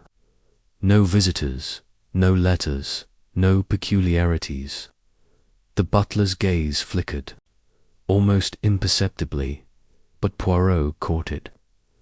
"Well, sir," Grayson said slowly, "there was one thing. About a week ago, I happened to see Miss Grey in the garden, late at night. She was standing by the rose arbor, looking at something in her hand, a photograph, I believe. She seemed distressed. When she saw me, she quickly hid it and returned to the house." "A photograph," Poirot repeated, his voice soft but laden with significance. "Did you see what it depicted?" "No, sir," Grayson replied. "It was too dark, and I was too far away. But she was quite agitated, that much I could tell." Hastings leaned forward, his curiosity piqued. "Agitated, you say? Could she have been planning something, or hiding something?" Poirot raised a hand, silencing his friend. "Mercy, Mr. Grayson, you have been most helpful. If you recall anything else, no matter how trivial, you will inform Hercule Poirot. The butler nodded, and Poirot and Hastings left the servants' hall, their footsteps echoing in the quiet corridor. As they walked, Hastings glanced at Poirot. "A photograph, eh? Sounds like Miss Grey's got a secret or two. Do you think it's connected to the murder?" "Everything, mon ami, is connected," Poirot said cryptically, "but we must proceed with care. A photograph is a window to the past, and the past, I suspect, holds the key to Mademoiselle Grey's true purpose." Here, their next destination was Miss Grey's room, located in the east wing of the manor, near the nursery where Sir Henry's grandchildren slept. Poirot knocked lightly on the door, and after a moment it opened to reveal Evelyn Grey. She was a woman in her late 20s, with a pale, delicate face framed by dark hair pulled into a severe bun. Her grey eyes were guarded, but there was a flicker of curiosity as she regarded Poirot. "Monsieur Poirot," she said, her voice soft but steady, "to what do I owe this visit?" "May we come in, mademoiselle?" Poirot asked, his tone courteous. "There are matters we must discuss." Miss Grey hesitated, then stepped aside, allowing Poirot and Hastings to enter. The room was small but tidy, with a single bed, a writing desk, and a wardrobe. A vase of fresh flowers sat on the windowsill, adding a touch of warmth to the otherwise austere space. Poirot's eyes swept the room, taking in every detail. "Mademoiselle Grey," he began, "you have been at Blackwood Manor for only a short time. Yet you seem to have made yourself indispensable to the children. Tell me, what brought you to this place?" Miss Grey clasped her hands in front of her, her posture rigid. "I was seeking employment as a governess, and Sir Henry offered me the position. I have experience with children, and I needed work. It was a simple arrangement." "Simple, perhaps," Poirot said, his voice gentle but probing. "Yet you are a woman of mystery, mademoiselle. You speak little of your past, and I am told you were seen in the garden, late at night, with a photograph that caused you distress. What was this photograph, and why did it trouble you?"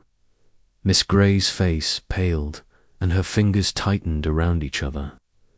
"I don't know what you mean," she said, but her voice trembled slightly. Poirot stepped closer, his gaze unwavering. "Come, mademoiselle. Hercule Poirot does not believe in coincidences. A murder has been committed, and a single burnt match lies at the heart of the mystery. You, I think, know more than you say.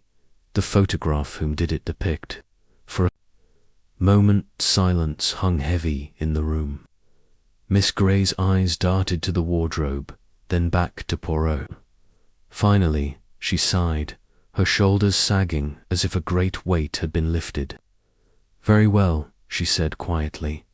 "I will show you." She crossed to the wardrobe and opened it, reaching into a small box tucked behind a stack of neatly folded linens. From the box, She withdrew a photograph, its edges worn and slightly yellowed. She handed it to Poirot without meeting his eyes. Poirot studied the image. It showed a young man, perhaps in his early 20s, with strong features and a confident smile. There was something strikingly familiar about him, and Poirot's mind raced as he made the connection. "This man," he said slowly, "he bears a remarkable resemblance to Sir Henry Blackwood in his youth."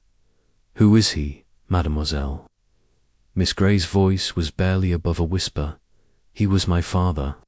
Hastings gasped, but Poirot remained composed, though his eyes gleamed with interest. "Your father? And yet you came to Blackwood Manor as a governess, with no mention of this connection. Why?" Miss Grey's eyes filled with tears, but she held her head high. "It is not something I speak of freely.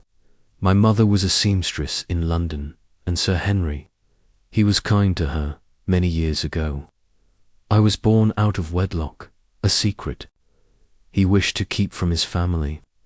When I learned of his identity, I sought employment here, hoping to know him, even from a distance. I never told him who I was." Poirot nodded, his expression softening. "And the photograph? Why did it cause you such distress?" "It was the only picture I had of him," she said, her voice breaking. "My mother gave it to me before she died. I would look at it sometimes, wondering what might have been that night in the garden. I was grieving, not plotting." Hastings, ever the romantic, looked sympathetic, but Poirot's mind was elsewhere. "Mademoiselle, you say you loved your father, yet he was murdered. Have you any knowledge of who might have wished him harm?" Miss Grey shook her head. "No, Monsieur Poirot, I swear it. I only wanted to be near him, to understand the man he was. I had no part in his death."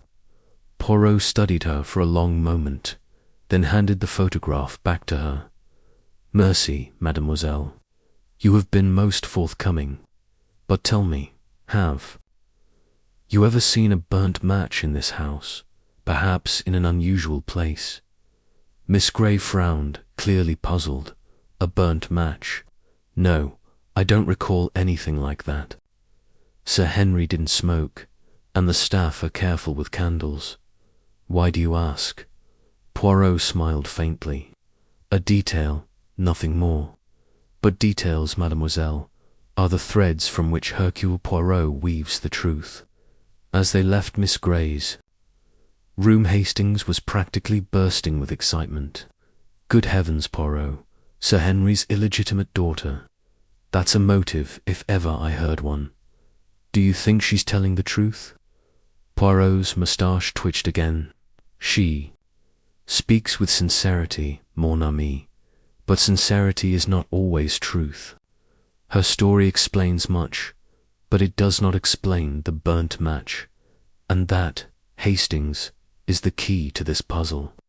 They returned to the library, where Poirot sat in a high-backed chair, his fingers steepled before him.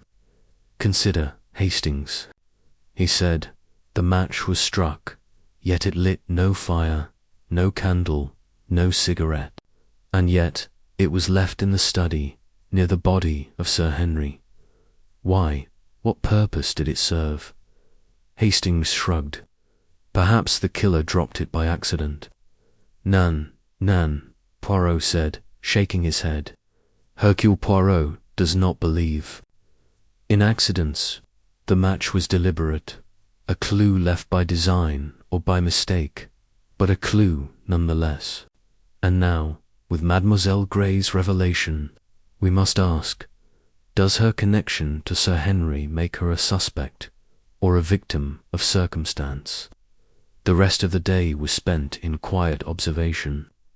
Poirot watched the guests as they moved through the manor, their interactions tinged with suspicion and unease. Charles Blackwood, the estranged son, was sullen, his argument with his father still fresh in everyone's minds. Clara Dupont, the heiress, was charming but evasive, her wealth a shield against scrutiny. Reginald Thorne, the businessman, was increasingly nervous, his eyes darting to Poirot whenever they crossed paths. And Miss Grey, now revealed as Sir Henry's daughter, kept to herself, her pale face a mask of grief. That evening, as the sun set over the rolling hills of the countryside, Poirot stood by the window of the library, gazing out at the garden, where Miss Grey had been seen with the photograph. "The past, Hastings," he murmured, "it is a shadow that follows us all. For Mademoiselle Grey, it is a shadow of love and loss. But for someone in this house, it is a shadow of guilt." Hastings joined him at the window, his expression thoughtful. "Do you think Miss Grey's telling the whole truth about not telling Sir Henry who she was?" Poirot turned, his eyes sharp. "That, mon ami, is the question. If she spoke the truth, she is a woman wronged by fate, seeking only to know her father. But if she lied, if Sir Henry knew of her identity, then we have a new motive. A daughter, hidden from the world, might have harbored resentment, and resentment, Hastings, can lead to murder." The next morning Poirot requested a private audience with Lady Margaret, Sir Henry's widow. She received them in the morning room, a delicate space filled with porcelain figurines and embroidered cushions. Lady Margaret was a striking woman in her late 50s, with silver hair and a regal bearing. Her eyes, however, were red-rimmed, betraying her grief. "Lady Margaret," Poirot began, bowing slightly, "Hercule Poirot offers his deepest condolences. But I must ask you a question of great delicacy. Were you aware that Mademoiselle Evelyn Grey is the daughter of your late husband?" Lady Margaret's face froze, her hands tightening on the armrests of her chair. "Evelyn Grey," she repeated, her voice barely above a whisper. "Sir Henry's daughter. That cannot be." Poirot watched her closely, noting the shock in her eyes. "It is true, madame. She has shown me a photograph and spoken of her mother, a woman from Sir Henry's past. Did he never speak of this to you?" Lady Margaret shook her head, her composure cracking. "No, never. Henry was a private man, but I had no idea. If this is true, it changes everything. Charles must be told. The estate, the inheritance." Her voice trailed off, and she looked away, her hands trembling. Poirot leaned forward, his tone gentle but insistent. "Madame, one final question. The burnt match found in your husband's study, does it mean anything to you? Did Sir Henry have any habits, any routines, that might explain its presence?" Lady Margaret frowned, clearly puzzled. "A burnt match? No, Henry did not smoke, and we use electric lights in the manor. I can think of no reason for it to be there." Poirot nodded, rising from his chair. "Merci, Lady Margaret. You have been most helpful." As they left the morning room, Hastings was practically vibrating with theories. "Poirot, if Lady Margaret didn't know about Miss Grey, then Sir Henry kept it a secret from everyone. Do you think Miss Grey confronted him? Maybe that's why he was agitated before he died." Poirot's eyes gleamed with a quiet intensity. "It is possible, mon ami, but the match, always the match. It does not fit with a confrontation, a crime of passion. It speaks of calculation, of a plan. And Hercule Poirot will uncover that plan, no matter how deeply it is hidden." Over the next few days, Poirot continued his investigation, his mind working tirelessly to connect the threads of the case. He spoke again with the household staff, confirming that no one had seen a matchbox in the study or elsewhere in the manor. He examined the garden where the second burnt match had been found, noting its proximity to the rose arbor where Miss Grey had been seen. and he watched Reginald Thorne, whose nervousness seemed to grow with each passing hour. One afternoon, as Poirot sat in the library with a cup of tisane, Hastings burst in, his face flushed with excitement. "Poirot, I've just heard something from one of the maids. She says she saw Miss Grey in the hallway near the study on the night of the murder. She was carrying a small bundle, but the maid couldn't see what it was. Do you think it's connected?" Poirot set down his cup, his expression unreadable. "A bundle, you say? Most interesting, but we must not leap to conclusions, Hastings. The mind, it is like a garden, it must be tended carefully, or the weeds of assumption will choke the truth." That evening, Poirot requested another meeting. With Miss Grey, she met them in the nursery, where the children were playing quietly with wooden toys. Her face was pale, but her eyes were steady as she faced Poirot. "Mademoiselle," Poirot began, "Hercule Poirot has learned that you were seen near the study on the night of Sir Henry's death, carrying a bundle. What was in this bundle, and why were you there?" Miss Grey's eyes widened, but she quickly regained her composure. "I was bringing a blanket to the nursery," she said. "One of the children was cold, and I went to fetch it from the linen closet. The closet is near the study, but I didn't go inside. I swear it." Poirot studied her, his gaze piercing. "And the burnt match, mademoiselle? Have you remembered anything that might explain its presence?" Miss Grey shook her head. "No, Monsieur Poirot, I've told you all I know." As they left the nursery, Hastings was skeptical. "She's hiding something, Poirot. I'm sure of it. That bundle could have been anything: poison, a weapon, even the match itself." Poirot smiled faintly.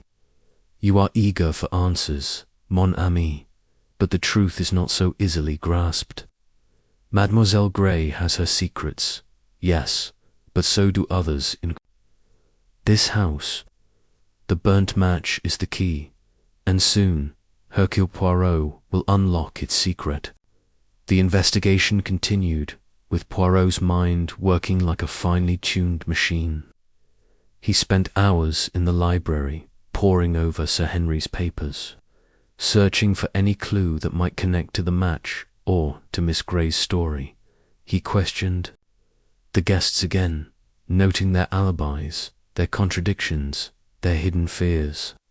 And always the image of the burnt match lingered in his thoughts, a tiny, charred enigma that held the answer to a brutal crime. By the end of the week, Poirot felt the threads of the case beginning to weave together. Miss Grey's revelation had opened a new avenue of inquiry, one that led to the heart of the Blackwood family and its secrets. But the burnt match remained the linchpin, the clue that would tie the motive, the method, and the murderer together, as the sun set on Blackwood Manor. Casting long shadows across the rolling lawns, Poirot stood once more by the library window, his mind racing. "The past," he murmured. "It is a puzzle, Hastings, and like all puzzles, it can be solved. The burnt match, the hidden daughter. The locked room will yield to the method of Hercule Poirot." Hastings, standing beside him, shook his head in admiration. "You're a marvel, Poirot. I don't know how you do it." Poirot's moustache curved into a small, satisfied smile. "It is simple, mon ami. The little grey cells, they never fail. And soon they will reveal the truth behind the murder of Sir Henry Blackwood." The chapter ended with Poirot turning away from the window, his eyes alight with determination. The mystery of the burnt match was far from solved, but Hercule Poirot was closer than ever to unravelling the secrets of Blackwood Manor. Chapter 8. The Businessman's Motive. The morning sun filtered through the heavy curtains of Blackwood Manor, casting long shadows across the oak-panelled walls of the drawing-room. Hercule Poirot sat in a hubbaked armchair, his small, precise hands folded neatly in his lap, his eyes sharp and alert. The air was thick with the scent of polished wood and the faint, lingering trace of last night's dinner, but Poirot's mind was elsewhere, turning over the puzzle of the single burnt match and the death of Sir Henry Blackwood. Captain Hastings, ever the faithful companion, stood near the fireplace, his brow furrowed as he attempted to keep pace with Poirot's relentless deductions. The investigation had reached a critical juncture. The locked study, the absence of a matchbox, and the peculiar chemical residue on the burnt match had deepened the mystery, and Poirot's suspicions were now turning toward the guests, each of whom seemed to harbour secrets as dark as the Manor's shadowed corridors. Among them, Mr. Reginald Thorn, the businessman with the polished demeanour and calculating eyes, had begun to draw Poirot's attention. There was something in Thorn's manner too smooth, too controlled, that suggested a man accustomed to concealing truths. Poirot had requested a private meeting with Thorn in the library, a room lined with leather-bound volumes and heavy with the weight of Sir Henry's intellectual pursuits. As Thorn entered, his tailored suit impeccable despite the early hour, Poirot noted the slight tightening of his jaw, a flicker of unease that betrayed his otherwise confident stride. "Monsieur Thorn," Poirot began, his voice soft but commanding, "I trust you slept well, despite the tragedy that has befallen this house." Thorn offered a tight smile, settling into a chair opposite Poirot, as well as one can under the circumstances. "A shocking business, Sir Henry's death. I assume you've made progress in your inquiries." Poirot tilted his head, his moustache twitching slightly. "Progress, oui, but the path to truth is never straight. There are complications. For instance, this matter of the burnt match found in Sir Henry's study. A curious detail, would you not agree?" Thorn's fingers paused on the armrest, a movement so subtle it might have gone unnoticed by anyone but Poirot. "A match. I suppose it's odd, but people drop things. Could have been there for days." Nan," Poirot said, raising a finger. "The match was freshly burnt, and Sir Henry, I am told, did not smoke. Nor were there candles in the study, nor any sign of a fire. So, I ask myself, why this match? What purpose did it serve?" Thorn shrugged, his expression carefully neutral. "I'm no detective, Mr. Poirot. Perhaps it was an accident, dropped by a servant." Poirot's eyes gleamed. "An accident, perhaps, but I think not. You see, Monsieur Thorn, I have made inquiries. Sir Henry was a man of principle, was he not? A man who would not tolerate dishonesty in his dealings. Tell me, what was the nature of your business with him?" Thorn's smile faltered, but he recovered quickly. "Sir Henry and I were discussing investments. He was interested in a venture I'm involved with, a mining operation in South America. Promising, but risky. He wanted details, naturally." "Naturally," Poirot echoed, his tone deceptively mild. "And yet, I have heard whispers, nothing more. You understand that Sir Henry was displeased with this venture, that he believed it to be, shall we say, less than honest." Thorn's face hardened. "That's nonsense. Sir Henry was cautious, yes, but he hadn't made up his mind. We were still in discussions." Poirot leaned forward, his voice dropping to a near whisper. "And if he had decided to expose your venture, Monsieur Thorn, to reveal it as a fraud, what then?" The room seemed to grow colder, the silence stretching taut between them. Thorn's eyes narrowed, but he said nothing, his fingers drumming lightly on the armrest. Poirot watched him closely, noting the faint sheen of perspiration on his brow despite the cool morning air. Before Thorn could respond, Captain Hastings burst into the room, his face flushed with excitement. "Poirot, I've found something. You'll want to see." Poirot raised a hand, signalling for calm. "Mon ami, what is this discovery?" Hastings held up a folded piece of paper, slightly crumpled, as though it had been hastily stuffed into a pocket. It was in the wastebasket in the study overlooked by the police. "It's a letter addressed to Sir Henry, and it's damning." Poirot took the letter, his movements deliberate, and unfolded it with care. His eyes scanned the contents, and a faint smile curved his lips. "Most interesting," he murmured. "Monsieur Thorn, perhaps you would care to explain this." Thorn's composure slipped, his face paling as Poirot held up the letter. "What is that? I've never seen it before." "Allow me to summarize," Poirot said, his voice crisp. "This letter, written in your hand, warns Sir Henry against proceeding with a certain investment. It speaks of irregularities and potential ruin. It suggests that you were aware of Sir Henry's concerns and sought to dissuade him. But why, Monsieur Thorn, would you write such a letter unless you feared exposure?" Thorn stood abruptly, his chair scraping against the floor. "This is absurd. Anyone could have written that. My signature isn't on it." "Nan," Poirot agreed, "but the handwriting is distinctive, and I have no doubt a graph would confirm its origin. Moreover, the letter was found in Sir Henry's study, where he was murdered. A coincidence, perhaps." Thorn's hands clenched into fists, but he forced a laugh. "You're grasping at straws, Poirot. I had no reason to harm Sir Henry. If anything, I saw someone else near the study last night. Miss Dupont, the heiress. She was lurking in the corridor, looking guilty as sin." Poirot's eyebrows rose.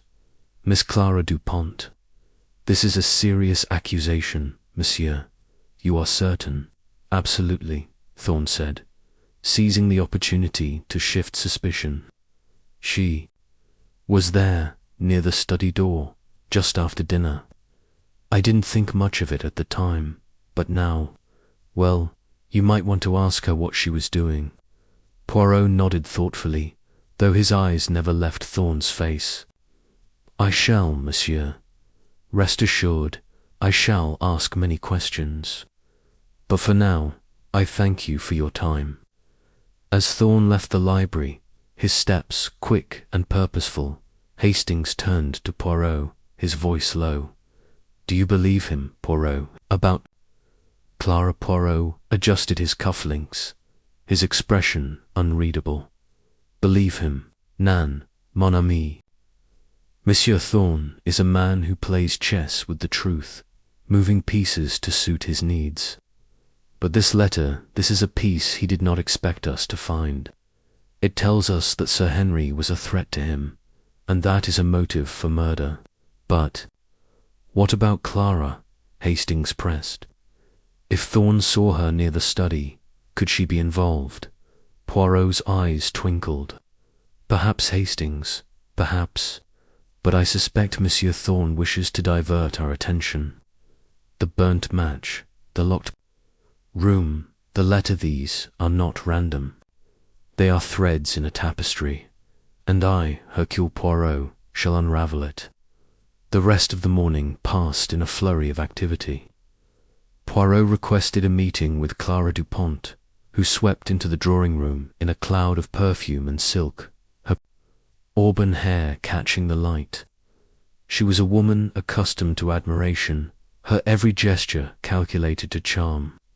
But Poirot was immune to such tactics. "Mademoiselle Dupont," he began, "Monsieur Thorn has made a troubling claim. He says he saw you near Sir Henry's study last night, after dinner. Is this true?" Clara's laughter was light, almost musical, but her eyes flickered with unease. "Thorn said that, how absurd I was in my room, writing letters to my solicitor. I had no reason to be near the study. And yet, Poirot said, his voice gentle but probing, Monsieur Thorn was quite certain. He suggested you looked guilty. Tell me, mademoiselle, what was your relationship with Sir Henry? Clara's smile faded, and she toyed with the emerald bracelet on her wrist. Sir Henry was a friend, nothing more. He was kind to me, generous even. I admired him, Poirot repeated, or perhaps envied him. I understand. Sir Henry was considering changes to his will, changes that might have affected you, Nan. Clara's face tightened, but she met Poirot's gaze. I don't know what you're implying, Mr. Poirot. I'm a wealthy woman. I don't need Sir Henry's money. Perhaps not, Poirot said, but money is not the only motive. Pride, jealousy, fear, these two can drive one to desperate acts. And then there is the matter of the burnt match.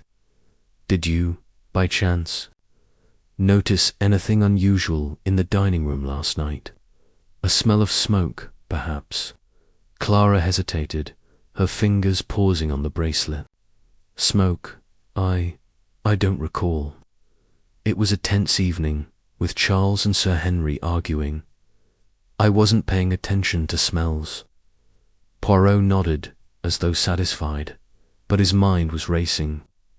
Clara's hesitation, Thorn's accusation, the letter in the study, each was a piece of the puzzle, but the burnt match remained the key. Why a match? Why leave it behind? He excused Clara and turned to Hastings, who had been scribbling notes in a small notebook. Hastings, Poirot said, we must consider the possibility that Monsieur Thorn is not merely deflecting suspicion, but planting it.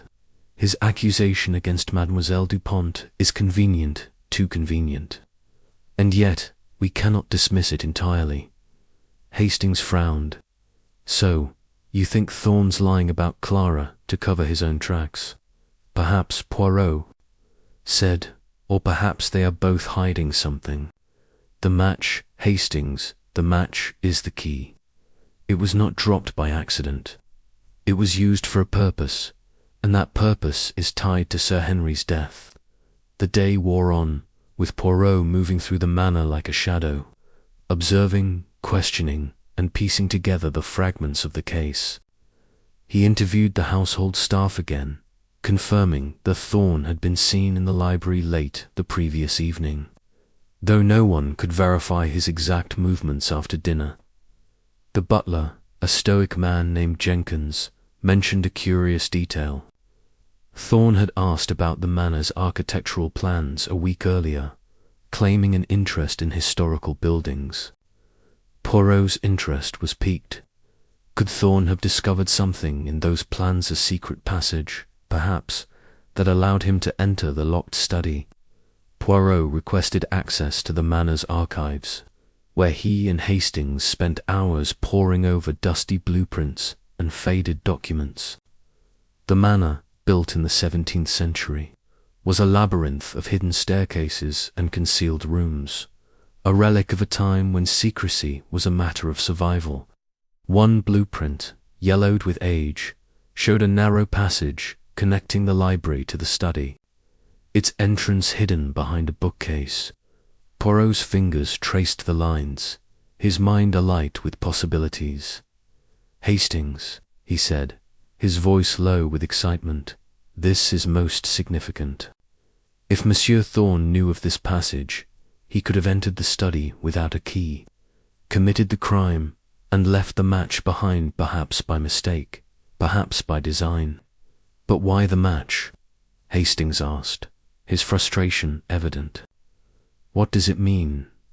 Poirot's eyes gleamed. That, mon ami, is the question.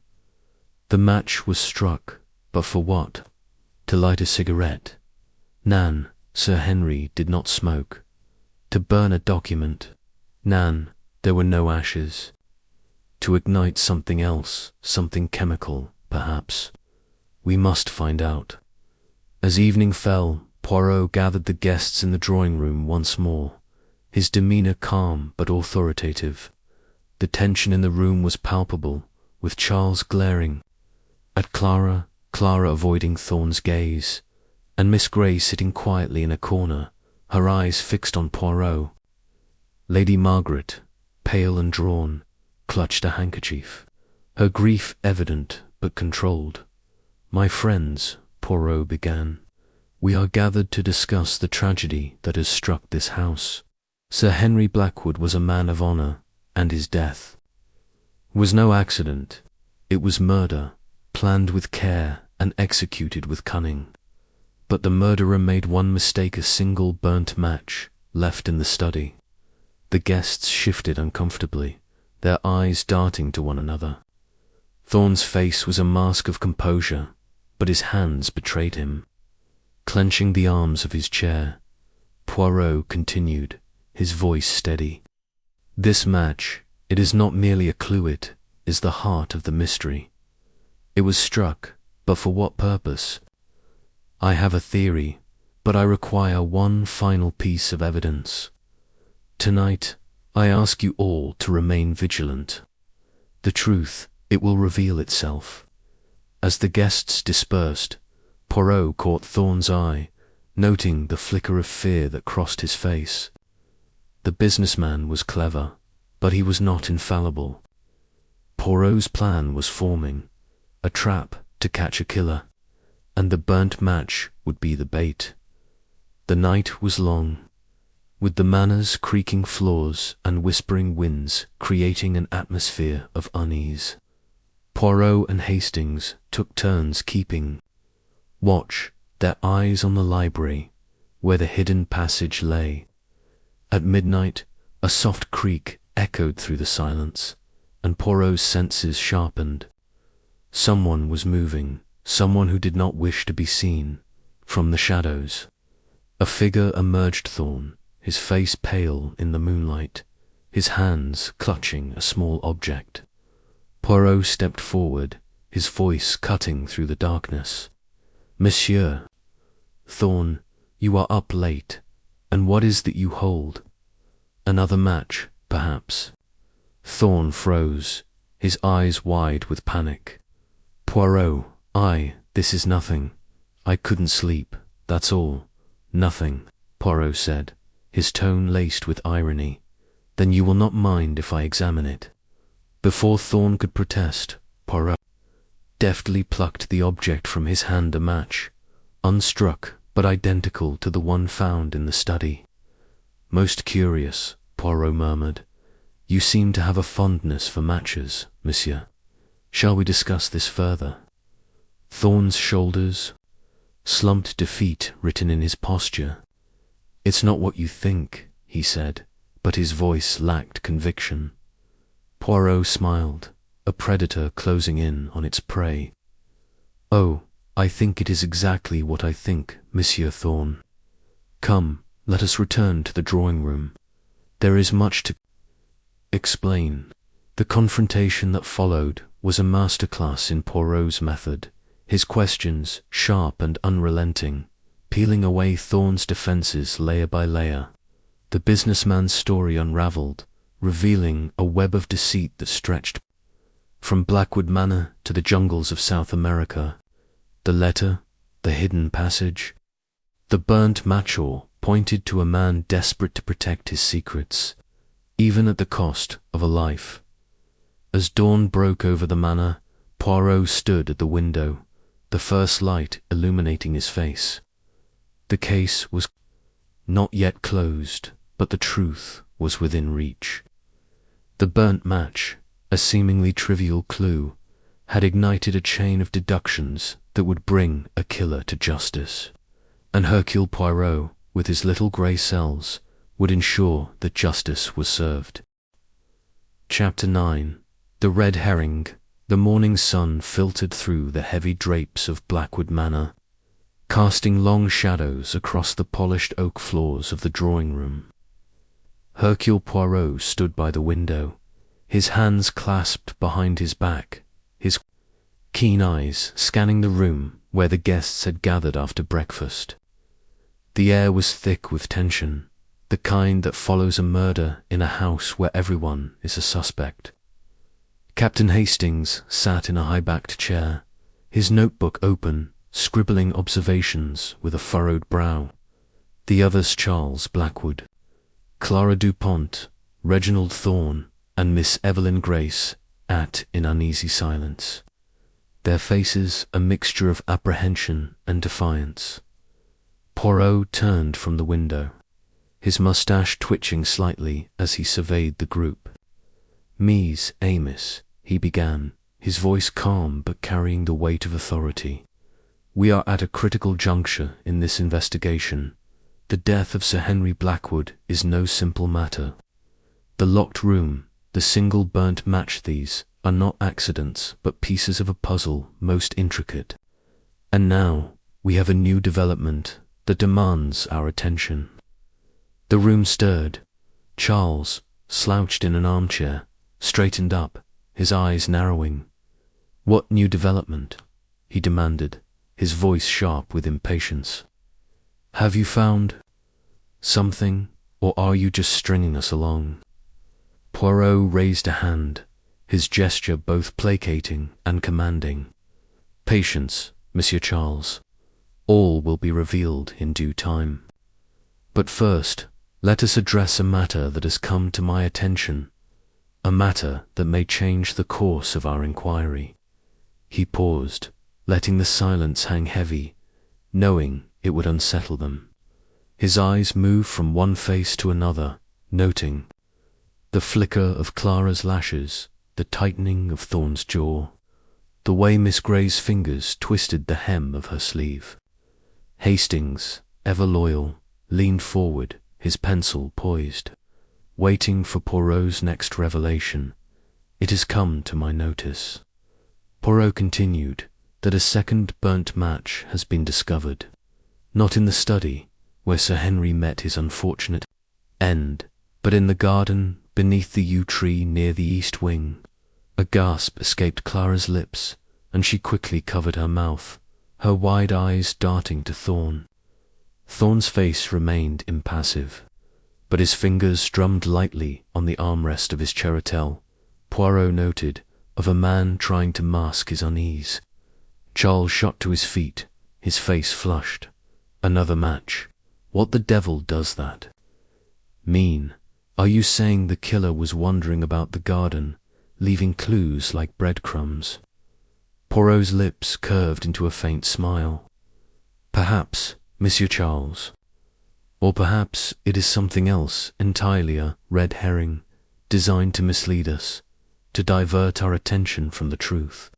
Miss Grey spoke for the first time, her voice soft but steady. "A red herring, Monsieur Poirot. Do you mean someone is trying to confuse the investigation?" "Precisement," Poirot replied, his eyes locking onto hers. "A clue left so deliberately, in so conspicuous a place, suggests an intention. But whose intention? That is the question we must answer." Hastings cleared his throat, his voice hesitant. "Poirot, do you think the killer dropped this second match by accident, like the one in the study? Or is it deliberate, as you say?" Poirot tilted his head, considering his friend's question. "Mon cher Hastings, you are always so eager to find the simplest explanation. But in a case such as this, simplicity is a luxury we cannot afford. The match in the study was a mistake, yes, a slip by the murderer, left behind in the haste of the crime. But this second match, it is too convenient, too perfectly placed. No, I believe it was planted to lead us astray." Clara, her composure regained, leaned forward, her voice dripping with accusation. "Then who planted it, and why? If you're so clever, Monsieur Poirot, tell us who's playing these games." Poirot's eyes gleamed with a mixture of amusement and determination. "Mademoiselle Dupont, your passion for answers is admirable, but I am not yet ready to name the culprit. First, we must examine the motives and opportunities of all present. And to do that, we must return to the events of the night Sir Henry died. He paced slowly across the room, his polished shoes clicking softly on the floor. Let us reconstruct. The evening after dinner, Sir Henry retired to his study, alone. The rest of you claim, were occupied elsewhere, Charles in his room, Mademoiselle Clara writing letters, Monsieur Thorn in the library, and Mademoiselle Gray with the children. But these alibis, they are like the morning mist, thin and easily dispersed. Charles bristled. What are you implying, Poirot? I told you I was in my room. I didn't see my father after dinner, and I certainly didn't kill him. Poirot raised an eyebrow. And yet, Monsieur Charles, we have heard from Mademoiselle Dupont that she overheard you threatening your father during your argument at dinner. You were angry, were you not? Angry about money, about your inheritance, about the life you feel you are owed. Charles's face reddened further, and he clenched his fists. Yes, we argued. I'm not denying it. Father was always holding the purse strings too tight, threatening to cut me off. But that doesn't mean I stabbed him. I loved him, despite everything. Clara snorted, her lips curling into a sneer. Loved him. You were ready to throttle him at dinner, Charles. Don't play the grieving son now. I heard you say you'd make him regret it if he changed his will. The room erupted into murmurs, and Poirot raised both hands to restore order. Enough, please. Let us not descend into chaos. Mademoiselle Dupont, your accusation is noted, but accusations alone do not solve murders. We must look to the evidence, and the second burnt match is a piece of that evidence. He turned to Thorn, who had been silent, his eyes fixed on the floor. Monsieur Thorn, you have been very quiet. Perhaps you have something to share about this match in the garden, or perhaps about your whereabouts that night. Thorn looked up, his expression guarded. I've told you, Poirot.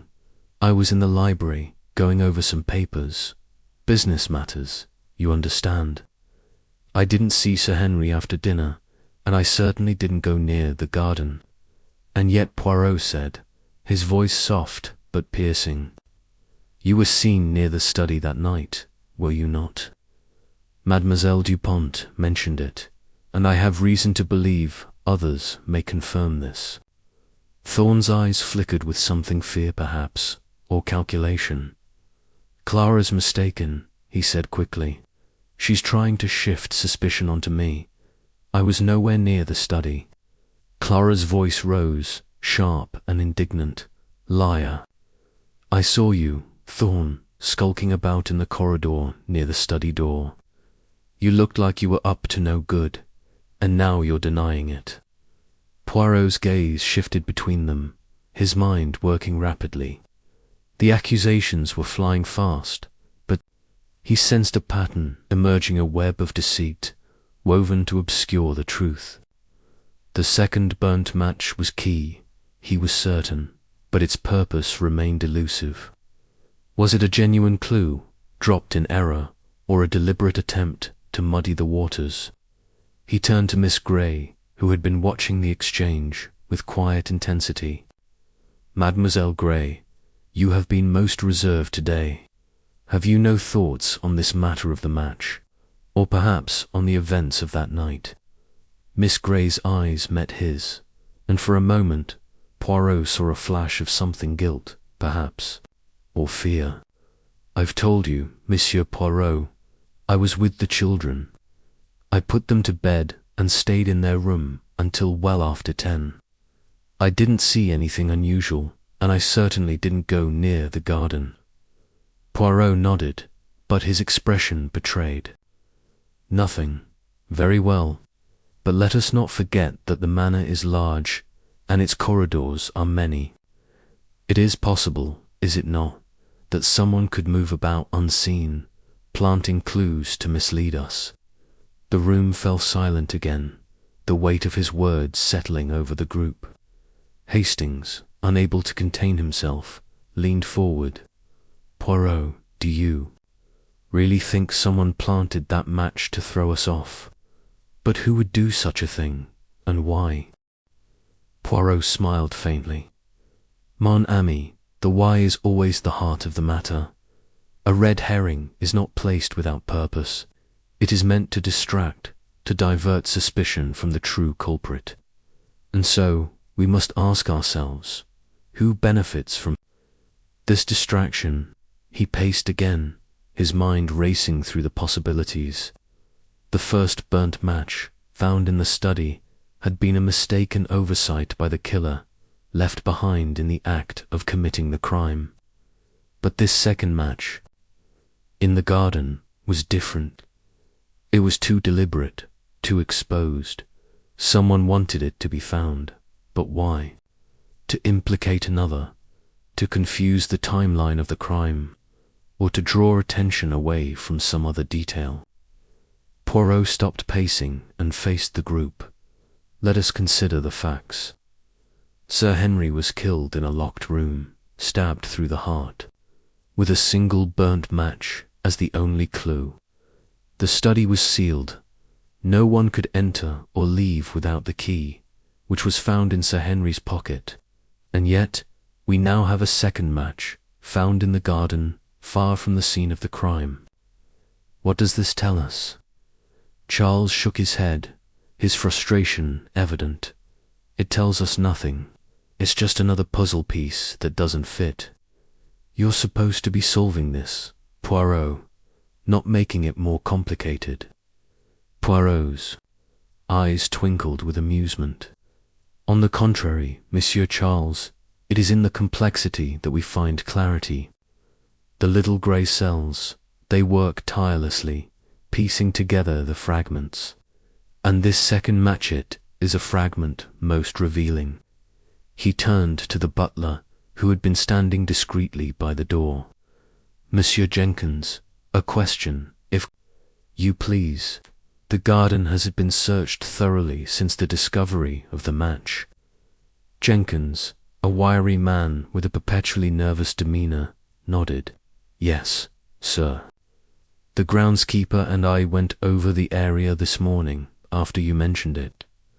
We found nothing else, no footprints, no other matches, nothing out of the ordinary." Poirot nodded, his expression thoughtful.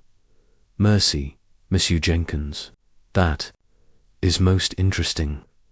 A single match, left alone, with no other signs of disturbance. It is almost as if it was placed there for us to find." Clara's voice cut through the room, sharp and accusing. "Then it's obvious, isn't it? Someone's trying to frame one of us. Charles, you were so quick to deny everything maybe. It was you, trying to throw suspicion onto Thorn or me." Charles whirled on her, his face livid. "How dare you? If anyone's throwing accusations around, it's you. Clara, you've been stirring up trouble since the moment Poirot arrived. Maybe you planted that match to make me look guilty." Thorn, who had been silent during this exchange, finally spoke, his voice low and controlled. "Enough of this nonsense. Poirot, you're the detective here. If you think this match is a red herring, then tell us who you suspect. Stop dancing around it." Poirot's smile was enigmatic. "Monsieur Thorn, you are correct. I am the detective. And I assure you, I am not dancing. I am observing, analyzing, and waiting. The truth, it reveals itself in time, but only to those who are patient." He turned to the group as a whole, his voice taking on a commanding tone. "For now, I ask that you remain vigilant. Do not leave the manor without informing me. The killer is among us, and they are clever enough to plant a false clue, to weave a web of deception. But Hercule Poirot is not so easily deceived. As the group dispersed, their faces a mixture of fear, suspicion, and frustration, Poirot caught Hastings's eye. "Mon ami," he said quietly, "we are close, but not close enough. The second match is a challenge, a taunt from the killer. We must be ready for what comes next." Hastings nodded, his expression grim. "But Poirot, what if there are more clues like this? More matches, more distractions? How do we know what's real and what's not?" Poirot's eyes gleamed with determination. "By using the little grey cells, Hastings. By seeing what others do not see. The truth, it is there, hidden in the shadows, and we shall find it." The rest of the day passed in a haze of suspicion and unease. The guests kept to themselves, avoiding each other's eyes in the corridors, their conversations hushed and guarded. Poirot, meanwhile, was a whirlwind of activity, moving from room to room, questioning the staff, examining the grounds, and poring over every detail of the case. The second burnt match consumed his thoughts, its significance gnawing at him like a puzzle piece that refused to fit by late afternoon. He had summoned the groundskeeper, a burly man named Tompkins, to discuss the garden where the match had been found. They stood beneath the yew tree, its branches casting dappled shadows on the grass. "Tell me, Monsieur Tompkins," Poirot said, his eyes scanning the ground, "this spot, has it been disturbed recently? Any signs of digging, or footprints, or anything unusual?" Tompkins scratched his head, his weathered face creased with thought. "Not that I noticed, sir. The grass here's a bit worn, but that's just from folks walking through. No digging, no footprints, nothing like that. Just the match, lying there, plain as day." Poirot knelt, his fingers brushing the grass where the match had been found. "Plain as day," he murmured. "Too plain, perhaps." He stood, dusting off his hands, and turned to Tompkins.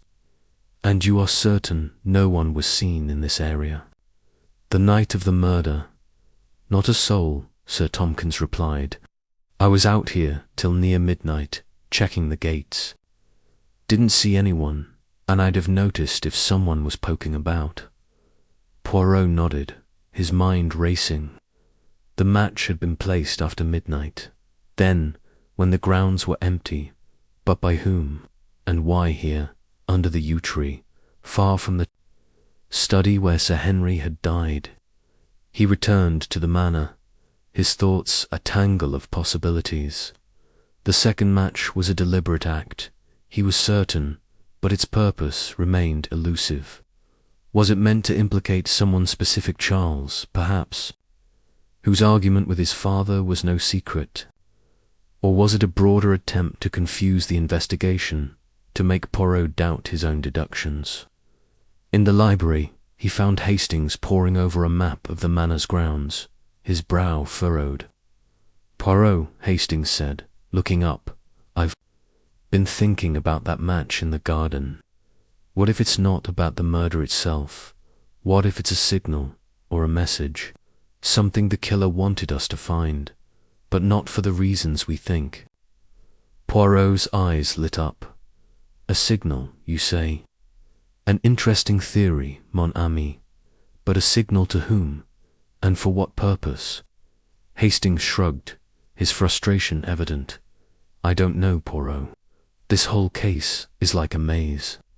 Every time I think we're getting somewhere, we hit another dead end." Poirot chuckled softly. "A maze, yes, but one with a solution. The key is to see the pattern, to understand the mind of the killer. They are clever, yes, but they are not infallible. The second match is their mistake, their overreach, and it will lead us to them." That evening, Poirot gathered the guests once more, this time in the dining room. The atmosphere was even tenser than before. the weight of the second match hanging over them like a storm cloud. Clara sat with her arms crossed, her eyes darting between Charles and Thorn. Charles glowered at the table, his hands clenched.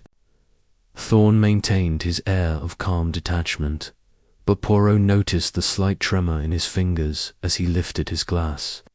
Miss Grey, as always, was a study in quiet composure, her face betraying nothing. "Monsieur Poirot," Clara said, her voice sharp, "have you made any progress, or are we to sit here forever, accusing each other while you play your little games?" Poirot's smile was serene. "Mademoiselle, I assure you, my methods are not games. They are the careful application of logic and observation. And today we have made progress. The second burnt match, it is not what it seems. It is a clue, yes, but not to the crime itself. It is a clue to the killer's mind." Charles slammed his fist on the table, making the glasses rattle. "Enough. Riddles, Poirot. If you know something, say it. Who killed my father? Was it Clara, with her endless scheming? Thorn, with his shady deals? Or Miss Grey, who's been hiding her secrets since she arrived?" Miss Grey flinched, but her voice was steady. "I've hidden nothing that matters, Mr. Blackwood. My past is my own, but I had no reason to harm Sir Henry." Thorn leaned forward, his eyes narrowing. "And what about you, Charles? You're quick to point fingers, but you had the most to lose. Your father was about to cut you out of his will. That's motive enough for murder." The room erupted into accusations again, voices overlapping in a cacophony of blame.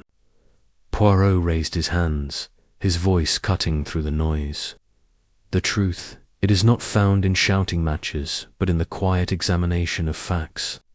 He turned to Clara, his gaze piercing. "Mademoiselle Dupont, you say you saw Monsieur Thorn near the study. Can you tell us the exact time and what he was doing?" Clara hesitated, her confidence wavering. "It was around 9, I think, after dinner. He was standing in the corridor, near the study door. He looked suspicious, like he was listening or waiting for something." Thorn shook his head. "She's lying, Poirot. I was in the library, as I said. If Clara saw someone, it wasn't me." Poirot nodded, his expression unreadable. "And you, Mademoiselle Grey? You were with the children, you say, but did you see or hear anything unusual that night? Perhaps a sound, a movement, something out of place?" Miss Grey's eyes flickered, but she shook her head. "Nothing, Monsieur Poirot. The children were restless, so I stayed with them longer than usual. I didn't leave their room until after 10. Poirot's gaze lingered on her, but he said nothing more. Instead, he turned to the group as a whole. "Mies, Amos, I urge you to be truthful. The second burnt match is a warning, a sign that the killer is watching, waiting, and perhaps planning their next move. But they will not outwit Hercule Poirot." As the guests dispersed, their faces etched with doubt and fear, Poirot pulled Hastings aside. "Mon ami," he said quietly, "we must be vigilant tonight. The killer is growing bold, and a bold criminal is a dangerous one. Keep your eyes open and report anything unusual to me at once." Hastings nodded, his expression resolute. "I will, Poirot, but I wish you'd tell me what you're thinking. Do you really believe the match is a red herring? Or is it something more?" Poirot's smile was enigmatic. "All in good time, Hastings. For now, let us watch and wait. The killer will reveal themselves, and when they do, we will be ready." The night was restless, the manor filled with the creaks and groans of an old house settling into the darkness. Poirot did not sleep, his mind too occupied with the puzzle before him. The second burnt match was a taunt, a challenge from the killer, but it was also a mistake. It revealed something about their character, their need to control the narrative, to manipulate the investigation, and that Poirot knew would be their undoing. He spent the early hours pacing his room, his notebook filled with diagrams and notes, each detail meticulously recorded. The match in the study, the match in the garden, the locked room, the alibis. The motives they formed a constellation of clues, and Poirot was determined to find the pattern that connected them. By dawn, he had a plan. The second match was a distraction, yes, but it could also be a trap. If the killer believed Poirot was focused on the garden, they might grow careless elsewhere. And so, he resolved to set a trap of his own, a trap to catch a killer who thought themselves untouchable. As the first light of morning broke over Blackwood Manor, Poirot stood by his window, his eyes fixed on the horizon. The truth was close. He could feel it, like a melody just out of reach. The second burnt match was not just a red herring, it was a window into the killer's mind, and Hercule Poirot would use it to bring them to justice. Chapter 10. The chemical clue. The morning sun filtered through the heavy drapes of Blackwood Manor, casting long, dappled shadows across the oak-panelled walls of the drawing-room. Hercule Poirot sat in a high-backed chair, his hands folded neatly. In his lap, his moustache impeccably groomed, as always. His sharp eyes, however, betrayed a mind in ceaseless motion, turning over the puzzle of Sir Henry Blackwood's murder like a jeweller examining a flawed gem. The single burnt match, that curious anomaly in the locked study, had become the fulcrum of his thoughts.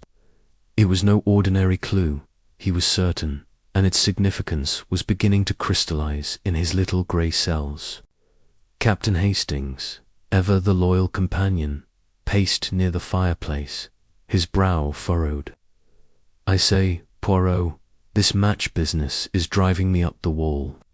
A burnt match in a room where no one smokes, no candles were lit, and no fireplace was used. Dashed peculiar. What do you make of it?" Poirot tilted his head, his lips curling into a faint, enigmatic smile. Mon ami, the peculiar is precisely what interests Hercule Poirot. The match, it is not merely a match. It is a message, a signature of the crime left behind by a mind that believed itself cleverer than it was, but we shall see. Today I seek the truth hidden in its ashes. Hastings stopped pacing and leaned against the mantelpiece. You think? The match was used for something specific, not just dropped by accident. Accident. Poirot's voice carried a note of gentle reproach. Nan, Hastings, in a murder so carefully planned as this, there are no accidents. The match was struck, it was burnt, and it was left behind. But for what purpose? That is the question, and I, Poirot, shall answer it. The detective rose from his chair with a graceful motion and adjusted his perfectly tailored jacket. Come, Hastings. We have an appointment with a man of science. The chemist in the village, Monsieur Hargreaves, will assist us in unlocking the secret of the match. The village of Blackwood, a quaint cluster of stone cottages and winding lanes, lay a short drive from the manor. Poirot and Hastings arrived. At Hargreaves' chemist shop, a modest establishment with a sign that read apothecary and analytical services. The bell above the door jingled as they entered, and a bespectacled man in his late 50s emerged from behind a counter, clotted with vials and bottles. His face lit up with curiosity at the sight of the diminutive detective. Monsieur Poirot, I presume, said Mr. Hargreaves, wiping his hands on a cloth. I received your note this morning, something about a chemical analysis. Poirot replied, producing a small envelope from his pocket. Inside was the burnt match, carefully preserved from the crime scene. This match, Monsieur Hargreaves, was found in the study of Sir Henry Blackwood, who, as you may have heard, met an unfortunate end. I wish to know if it bears any trace of a substance that might illuminate the circumstances of his death. Hargreaves took the envelope with a nod, his eyes gleaming with professional interest. A burnt match, a curious indeed. Let's see what we can find. He led them to a back room filled with scientific apparatus, beakers, burners, and a microscope that gleamed under the light of a gas lamp. With delicate precision, he extracted the match and placed it under the microscope, then began a series of tests, scraping minute particles from the charred wood and mixing them with reagents. Poirot watched intently, his hands clasped behind. His back, Hastings, less patient, shifted his weight from one foot to the other. "What exactly are we looking for, Poirot?" he whispered. "Patience, mon ami," Poirot murmured. "The match, it has a story to tell. We must listen carefully." After nearly an hour of meticulous work, Hargreaves looked up from his bench, his expression one of guarded excitement. "Well, Monsieur Poirot, this is no ordinary match. There's a residue here, faint but detectable. It's a compound I've not seen in common user, derivative of a rare alkaloid, highly toxic in small doses. When ignited, it could release a vapor that, if inhaled, might induce heart failure." Poirot's eyes narrowed. "Heart failure, you say? And this vapor, it would leave no trace in the body?" Hargreaves nodded. "Precisely.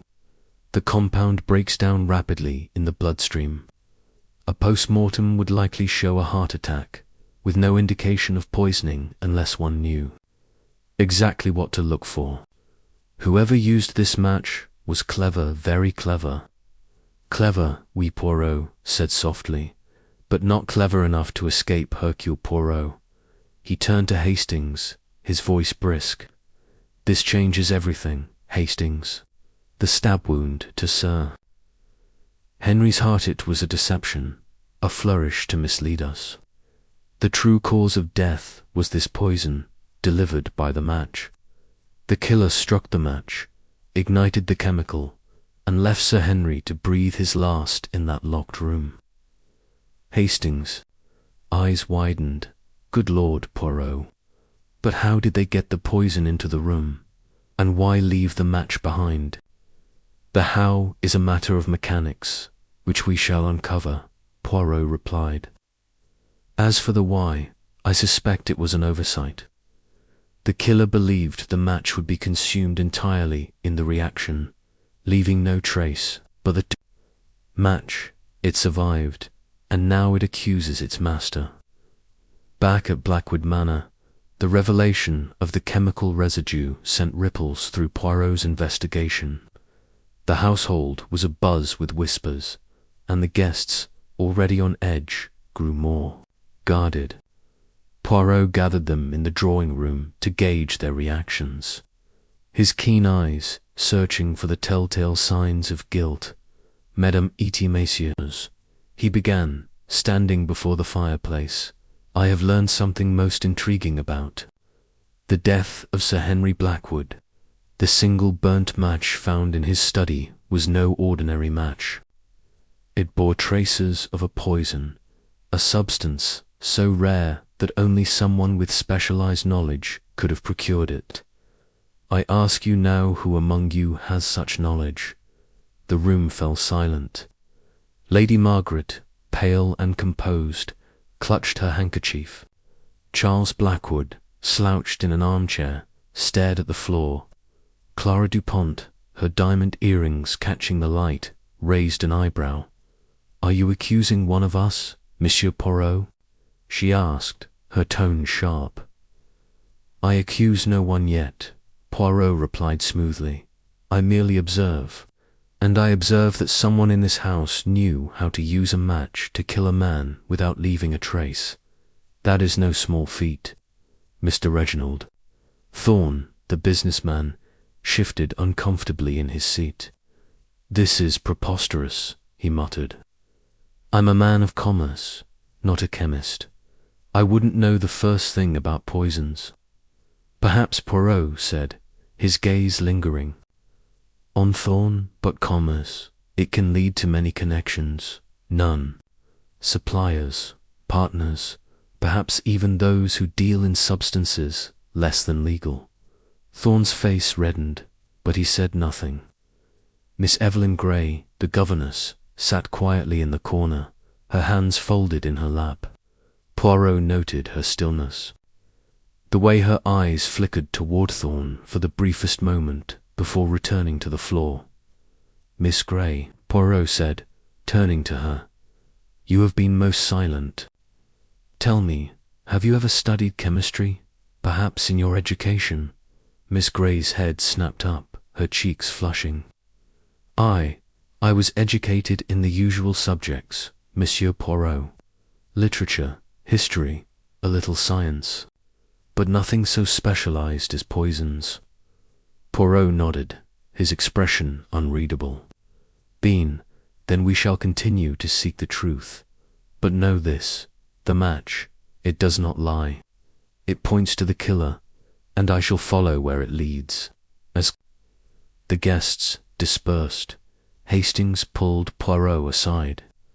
I say, Poirot, you're onto something with Miss Grey, aren't you? She looked awfully nervous when you mentioned chemistry. Poirot shook his head. Nervous, oui, but guilt, that is. Not yet certain. Miss Grey has secrets, but so does Monsieur Thorn. And Mademoiselle Duponchi is not without her own mysteries. We must dig deeper, Hastings. The match is but the beginning. Over the next few hours, Poirot conducted discreet inquiries around the manor. He spoke with the housekeeper, Mrs. Collins, who confirmed that no unusual chemicals had been brought into the house, at least, not to her knowledge. The butler, Mr. Jenkins, mentioned seeing Thorn in the library the night of the murder, poring over architectural plans of the manor. He seemed awfully interested in the old passages, Jenkins said, frowning. Said he was studying the history of the house, but it struck me as odd. Passages. Poirot's eyes gleamed. This is most interesting. Tell me, Jenkins, are there hidden passages in Blackwood Manor? The butler hesitated. There are rumours, sir. Old houses like this often have them priest holes, secret corridors, but I've never seen one myself. Poirot thanked the butler and immediately set about examining the study. With Hastings' help, he tapped walls, checked floorboards, and inspected the heavy oak bookcases. After nearly an hour, he discovered a faint seam behind a portrait of Sir Henry's grandfather. A gentle push revealed a narrow panel that slid open, leading to a dusty corridor barely wide enough for a man to pass through. Hastings, Poirot exclaimed, his voice triumphant. Here is the key to the locked room puzzle. The killer did not need a key to enter the study. He came through this passage, struck the match, released the poison, and left the same way. Hastings peered into the dark corridor, his face a mix of awe and unease.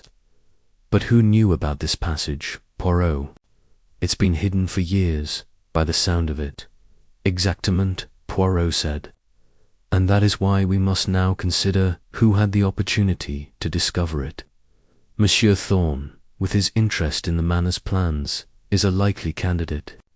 But we must not rule out the others. The match, the passage, the poison, they are pieces of a puzzle, and I, Poirot, shall assemble them. That evening, Poirot requested a private meeting with Inspector Japp, who had remained at the manor to oversee the investigation. In the library, Poirot laid out his findings: the chemical residue, the hidden passage, and the implications for the murder. Japp rubbed his chin, his expression skeptical. A poisoned match, you say? That's a new one, even for you, Poirot. And this passage, how does it fit in? The passage explains how the killer entered and exited the locked study, Poirot said. The match explains how Sir Henry was killed. The stab wound, it was a distraction, meant to make us believe the murder was a crime of passion. But the poison, it was administered with precision by someone who knew exactly what they were doing. Japp frowned. So you think Thorne's our man? He's got the motive, with Sir Henry about to expose his dodgy business dealings. Thorne is a strong suspect, Poirot admitted, but I must be certain. The match, it is the key. Whoever used it had access to a rare poison, and that narrows our field considerably. As night fell, Poirot retired to his room, but sleep eluded him. He sat at a small desk, his notebook open, sketching diagrams of the study, the passage, and the match. His mind raced, connecting fragments of evidence. Thorne's nervousness, Miss Grey's secrecy, Clara's accusations, Charles' anger. Each guest had a motive, but only one had the knowledge and opportunity to execute such a crime. The next morning, Poirot decided to test his theory. He gathered the household staff and asked them to recall any unusual behavior on the night of the murder. A young maid, Emily, hesitated before speaking. I didn't think much of it at the time, sir, she said, twisting her apron, but I saw Mr. Thorne coming out of the east wing late that night. He looked furtive, like he didn't want to be seen. The east wing, Poirot murmured. And where does it lead? To the old servants' quarters, Emily replied.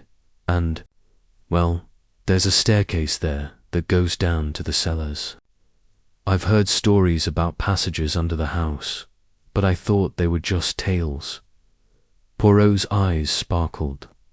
Mercy, Emily, you have been most helpful.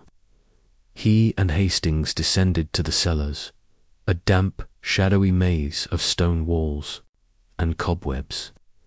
After a thorough search, they found a concealed door that connected to the hidden passage behind the study. The door was well oiled, suggesting recent use. This confirms it, Poirot said. The killer knew the manor's secrets and used them to his advantage. Back in the drawing room, Poirot confronted Thorne directly. Monsieur Thorne, he said, his voice calm but piercing, you were seen in the east wing on the night of Sir Henry's death. You have studied the manor's plans, have you not? And you have an interest in chemistry, perhaps from your business dealings with certain unsavory suppliers. Thorne's face paled, but he forced a laugh. This is absurd, Poirot. I was in the library, as I said. I know nothing about passages or poisons. Perhaps, Poirot said, but the match, it tells a different story, and I believe it will lead me to the truth. As the day progressed, Poirot's suspicions deepened.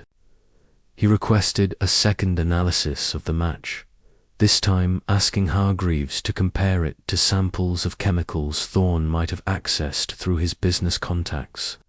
The results confirmed the presence of the same rare alkaloid sourced from a supplier linked to Thorne's investments, yet Poirot was not entirely satisfied. Miss Grey's connection to Sir Henry nagged at him, as did Clara's eagerness to point fingers at Charles. He decided to lay a trap, one that would force the killer to reveal themselves. Hastings, he said, we must be cunning. The murderer believes they have outwitted us, but they will make a mistake. And when they do, Hercule Poirot will be waiting. The stage was set for the final act, but Poirot knew the truth was still just out of reach. The burnt match, the hidden passage, the poison, they were all pieces of a larger puzzle, and only by understanding their interplay could he unmask the killer. As the sun set over Blackwood Manor, Poirot's mind worked tirelessly, determined to bring order to the chaos of the crime.